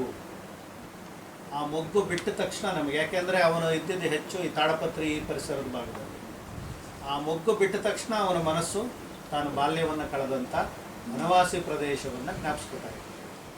ಬನವಾಸಿ ಪ್ರದೇಶ ಅಂದರೆ ಯಾವುದು, ಈಗಿನ ಬನವಾಸಿ ಅಲ್ಲ, ಗದಗ ಜಿಲ್ಲೆಯ ಲಕ್ಷ್ಮೇಶ್ವರದವರೆಗೂ ಅದು. ಮತ್ತೆ ಪಂಪನೇ ಹೇಳ್ಕೊತಾನೆ, ನನ್ನ ತಂದೆ ಬ್ರಾಹ್ಮಣನಾಗಿದ್ದವನು, ಧರ್ಮದಲ್ಲ ಶ್ರೇಷ್ಠವಾದ್ದು ಜಿನಧರ್ಮ ಅಂಥೇಳಿ. ಯಾಕೆಂದರೆ ಅವ್ರು ಮಾಡೋ ಯಾಗದಿಂದ ಆಕಾಶ ಎಲ್ಲ ಕಪ್ಪಾಗ್ಬಿಟ್ಟಿತ್ತು. ಹೀಗಾಗಿ ನಮ್ಮಪ್ಪ ಜೈನ ಧರ್ಮ ಸ್ವೀಕರಿಸಬಾರ್ದು. ಆದರೆ ಇಲ್ಲಿ ನೋಡಿದ್ರೆ ಶಾಸನದಲ್ಲಿ ಅವ್ರ ತಾತ ಬ್ರಾಹ್ಮಣ, ಜೋಯಿಸ ಸಿಂಗ. ಹೀಗಾಗಿ ಆ ಕಾಲದ ಮತಾಂತರದ ಬಗ್ಗೆನೂ ಕೂಡ ಅದು ಬೆಳಕಬೇಕು. ಪಂಪ ಯಾಕೆ ತನ್ನ ತಮ್ಮನ ಜ್ಞಾಪಿಸ್ಕೊಳ್ಳಲ್ಲ? ಪಂಪನ ಅವರು ಅದ್ರ ಬಗ್ಗೆ ಒಂದಷ್ಟು ಚರ್ಚೆ ಮಾಡೋರು. ಪಂಪನ ತಾಯಿ ಅವ್ರ ಅಪ್ಪನ ಮನೆಯಲ್ಲೇ ಉಳ್ಕೊಂಡ್ಳು. ಪಂಪ ಹುಟ್ಟಿದ್ದು ಅಪ್ಪನ ಮನೆಯಲ್ಲೇ. ಹೀಗಾಗಿ ಅವನು ತಾತನ ಜೊತೆಲ್ಲ, ಯಾಕೆಂದರೆ ಅವಾಗೆಲ್ಲ ಗೊತ್ತಲ್ಲಮ್ಮ ನಿಮಗೆ, ಮೊದಲನೇ ಹೆರಿಗೆ ಆಗೋದೆಲ್ಲ ತಂದೆ ತಾತನ ಮನೆಗಳಲ್ಲೇ. ಇವನು ಧರ್ಮ ಬದಲಾಯಿಸ್ತಿದ್ದರಿಂದ ಪಂಪನ ಅಪ್ಪ ಬಹುಶಃ ಅವನು ಇನ್ನೊಬ್ಬಳನ್ನು ಮದುವೆಯಾಗಿ ಅವಳಿಗೆ ಹುಟ್ಟಿದವನು ಜಿನವಲ್ಲಭ ಅಂತ ಅದೊಂದು ವಾದ ಇದೆ. ಆದರೆ ಆ ಮಲತಾಯಿ ಹೆಸರು ಕೂಡ ನಮಗೆ ಸಿಗೋಲ್ಲ. ಜಿನವಲ್ಲಭ ಎಷ್ಟು ಅಭಿಮಾನದಿಂದ ಪಂಪನ್ನ ಸ್ಮರಿಸ್ತಾನೆ, ಎಲ್ಲ ಹೇಳ್ತಾನೆ. ಪಂಪ ಎಲ್ಲೂ ಕೂಡ ನನ್ನ ತಮ್ಮ ಹಿಂಗಿದ್ದಾನೆ ಅಂತ ಒಂದು ಚಕರ ಎತ್ತಿಲ್ಲ, ಎರಡು ಕಾಲ. ಒಳ್ಳೆ ಕವಿಯಾಗಿದ್ದು ಹೇಳೋದಿಲ್ಲ. ಯಾಕೆ ಇವೆಲ್ಲ ನಾವು ಕಾವ್ಯ ಓದಿದಾಗ ಅನೇಕ ಪ್ರಶ್ನೆಗಳು ಬರ್ತವೆ. ಹೀಗಾಗಿ ಶಾಸನ ಸಾಹಿತ್ಯ ಜೊತೆ ಇಟ್ಕೊಂಡ್ರೆ ನಮಗೆ ಅನೇಕ ಕೊಂಡಿಗಳನ್ನು ಬೆಸೆಯೋಕೆ ಸಾಧ್ಯ ಆಗುತ್ತೆ ಚರಿತ್ರೆಯನ್ನು ಅದನ್ನು ವಿಮರ್ಶಕರು ಸಂಶೋಧಕರು ಮಾಡಬೇಕು. ಮಾಡುವ ಪ್ರಯತ್ನ ಮಾಡಿದ್ದಾರೆ ಅನೇಕರು ಆ ಥರದ ಚರಿತ್ರೆ. ಮತ್ತೆ ಅಲ್ಲಿ ತ್ರಿಭುವನ ತಿಲಕ ಬಸದಿ ಕಟ್ಟದ ಆ ಬೆಟ್ಟದ ಮೇಲೆ ಅಂತಿದೆ, ಬೊಮ್ಮಲಮ್ಮನ ಗುಡ್ಡದ ಮೇಲೆ ಶಾಸನದಲ್ಲಿ. ಅಲ್ಲಿ ಹೋಗಿ ನೀವು ನಿಂತ್ಕೊಂಡ್ರೆ ಒಂದು 20-30 ಜಾಗ ಇಲ್ಲ ಗುಡ್ಡದ ಮೇಲೆ. ನಾನು ಹೋಗಿದ್ದೀನಿ, ಬರೀ ಬಂಡೆಗಳ ರಾಶಿ ಹಾಕ್ದಂಗಿದೆ ಅಷ್ಟೇ. ಅಲ್ಲಿ ಕೆಳಗೆ ಒಂದು ಬಂಡೆ ಮೇಲೆ ದೊಡ್ಡ ಶಾಸನ ಇದೆ ಜಿನವಲ್ಲಭ. ಮತ್ತೆ ಈ ಪಂಪ ಕಟ್ಟಿಸಿದ ಬಸದಿಯಲ್ಲಿ ಮತ್ತೆ ಅದಕ್ಕೆ ತ್ರಿಭುವನ ತಿಲಕ ಅಂತ ಹೆಸರು. ಅಷ್ಟು ಹೆಸರಿರಬೇಕು ಅಂದ್ರೆ ದೊಡ್ಡ ಬಸದಿನೇ ಕಟ್ಟಿಸಿರ್ತಾನೆ. ಬಸದಿ ಕಟ್ಟಕ್ಕೆ ಅಲ್ಲಿ ಜಾಗವೇ ಇಲ್ವಲ್ಲ ಗುಡ್ಡದ ಮೇಲೆ. ಹೀಗಾಗಿ ಇನ್ನೂ ಒಂದಷ್ಟು ಸಂಶೋಧನೆ ಆಗಬೇಕು ಆ ಕ್ಷೇತ್ರದಲ್ಲಿ. ಮತ್ತೆ ಹಂಪಾನ ಅವರು ಅದು ಶಾಸನ ಇಟ್ಕೊಂಡೇ ಪಂಪನ ಕೊಲೆ ಆಗಿರ್ಬೇಕು ಅಂತ ಚರ್ಚೆ ಮಾಡಿದ್ರು. ಹೌದು, ಸಣ್ಣ ವಯಸ್ಸಿನಲ್ಲಿ ಮುಂದೆ ಯಾಕೆಂದ್ರೆ ಆ ಪರ್ವತ ಜಿನವಲ್ಲಭ ಹೇಳ್ತಾನಲ್ಲ, ನಿಜದ್ವಿಜಾವಸತ ಪರ್ವತ ಆಗಿತ್ತು ಆ ಕಾಲ ಅಂದ್ರೆ ಒಂದು ಕಾಲಕ್ಕೆ ಜೈನ ಧರ್ಮದಿಂದ ಮೆರಿತಾ ಇದ್ದಂಥ ಪರ್ವತ ನಿಜ ದ್ವಿಜಾವಸತ, ಈಗಲೂ ಕೂಡ ಬ್ರಾಹ್ಮಣರು ವಾಸ ಮಾಡುವಂಥ ಪರ್ವತ ಅದು. ಆಮೇಲೆ ಅದನ್ನ ನಿಜ ದ್ವಿಜಾವಸತ ಗ್ರಾಮ ಅಂತ ಕರೀತಾರೆ. ಹೀಗಾಗಿ ಬ್ರಾಹ್ಮಣರಿಂದ ತುಂಬಿದಂಥ ಒಂದು ಜಾಗವನ್ನ ಅಗ್ರಹಾರ ಮಾಡಿ ಜೈನರು ಕೊಟ್ಟಾಗ ಆ ಬ್ರಾಹ್ಮಣ ಸಮುದಾಯದವರು ಅಸಮಾಧಾನದಿಂದ ಕುದೀತಾ ಇದ್ರು. ಯಾವುದೋ ಒಂದು ಹಂತದಲ್ಲಿ ಅವರೆಲ್ಲ ದಂಗೆ ಎದ್ದು ಪಂಪನ ದಾನಗಳನ್ನೆಲ್ಲ ಕಿತ್ತುಕೊಂಡು ವಾಪಸ್ಸು ಅವನು ಕೊಂದಿರ್ಬೋದು. ಒಂದು ಬಾಂಬ್ ಹಾಕಿದ್ರೆ ಅವಾಗ 84ನೇ ಇಸ್ವಿಲಿ ಹಂಪನ.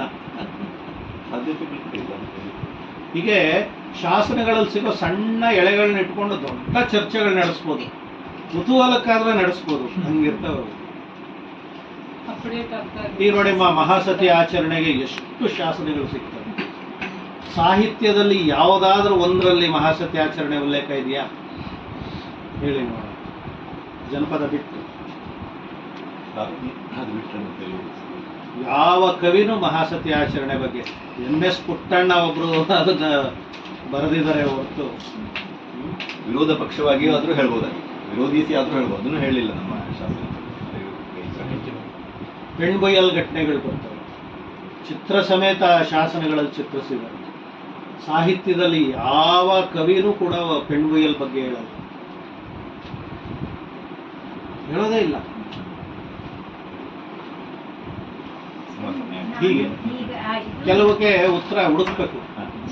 ನಾನು ಇದು ಹಳೆಬೀಡಕ್ಕೆ ಹೋಗಿದ್ದೆ, ಅಲ್ಲಿ ಶಾಸನ ಬರೆದಿದ್ದು ಯಾರಿಗೂ ಅರ್ಥ ಆಗೋದಿಲ್ಲ, ಅದು ರೀಡೇಬಲ್ನೂ ಇಲ್ಲ.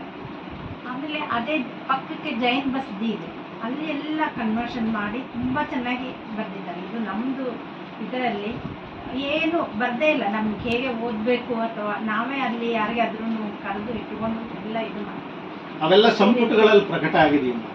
ಎಪಿಗ್ರಾಫಿಯ ಕರ್ನಾಟಕ ಹಾಸನ ಜಿಲ್ಲೆ 2ನೇ ಸಂಪುಟಕ್ಕೆ ನೀವು ಹೋದರೆ ಆ ಬೇಲೂರು ಹಳೆಬೀಡದೆಲ್ಲ ನಿಮ್ಗೆ ಸಿಗುತ್ತೆ. ಅದೇ ರೀತಿ ಇದು ನಮ್ಮೂರು, ನಮ್ಮದು ಗದಗು, ನಾನು ಲಕ್ಕುಂಡಿ, ಅಲ್ಲಿ 101 ಜೈನ ಬಸ್ತಿನೂ ಇದೆ ಮತ್ತು ದೇವಾಲಯಗಳು ಇವೆ. ಅಲ್ಲಿ ಯಾರು ಬರೋದಿಲ್ಲ, ನಾವೇ ನಮ್ಮ ಇದರಲ್ಲಿ ಕನ್ನಡ ಸಂಘ ಇದರಲ್ಲಿಂದ ನಾವು ಕರ್ಕೊಂಡೋಗಿದ್ದು.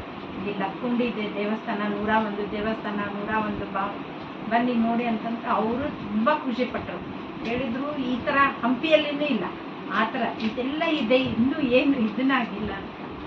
ಸಾಕಷ್ಟು ಅಧ್ಯಯನ ಆಗಿದೆಯಮ್ಮ, ಇತ್ತೀಚೆಗೆ ಹಾಳಾಗ್ತಾ ಇವೆ, ಅವನು ಉಳಿಸ್ಕೋಬೇಕಷ್ಟೆ. ಆ ಲಕ್ಕುಂಡಿ ಬಾವಿ ಇದೆ ನೋಡಿ ಬಸ್ ಸ್ಟ್ಯಾಂಡ್ ಇದೆ, ಅಪರೂಪದ ಬಾವಿ ಅದು ದಕ್ಷಿಣ ಭಾರತದಲ್ಲಿ. 101 ಬಾವಿ ಇದೆ ಅಲ್ಲಿ. ನಮ್ಮ ಇದು ನಮ್ಮ ಸಂಬಂಧಿಕರು ಲಕ್ಷ್ಮಣ್ ತೆಲ್ಗಾವಿ ಅವರು ಇದರಲ್ಲಿ ಅವರು ನಮ್ಮ ಸಂಬಂಧಿಕರು,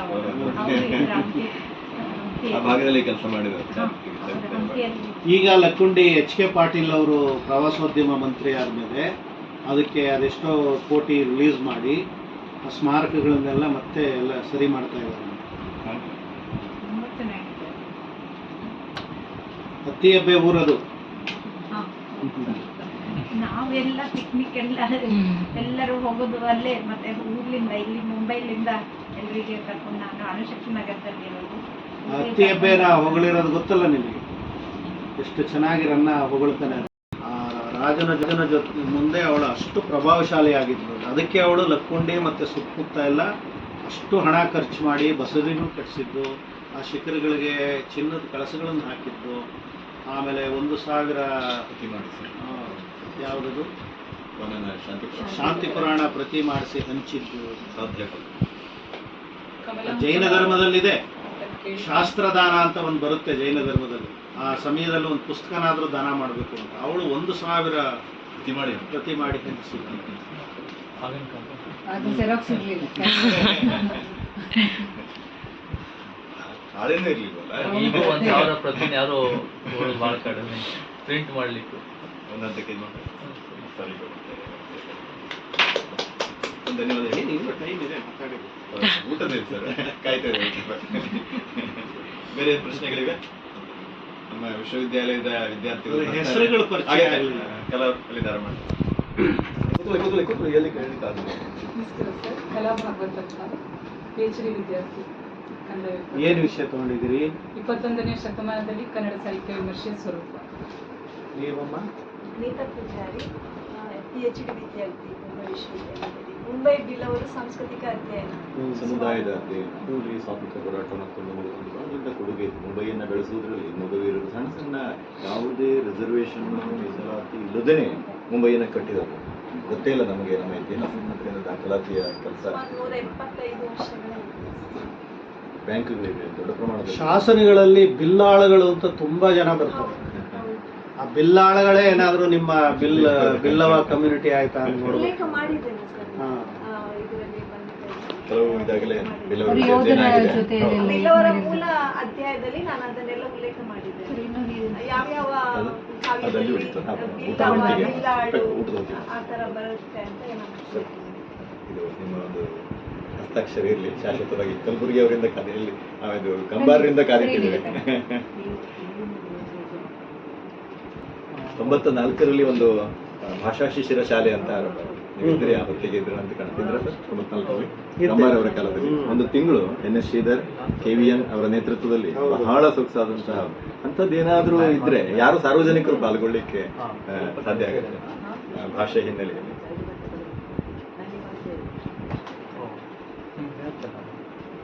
ಶೇಖರ್ ಶೆಟ್ಟಿ ಅಲ್ಲಿಗೆ ನಿಂತಲ್ಲ ಮುಂದೆ ಪರಿಚಯ.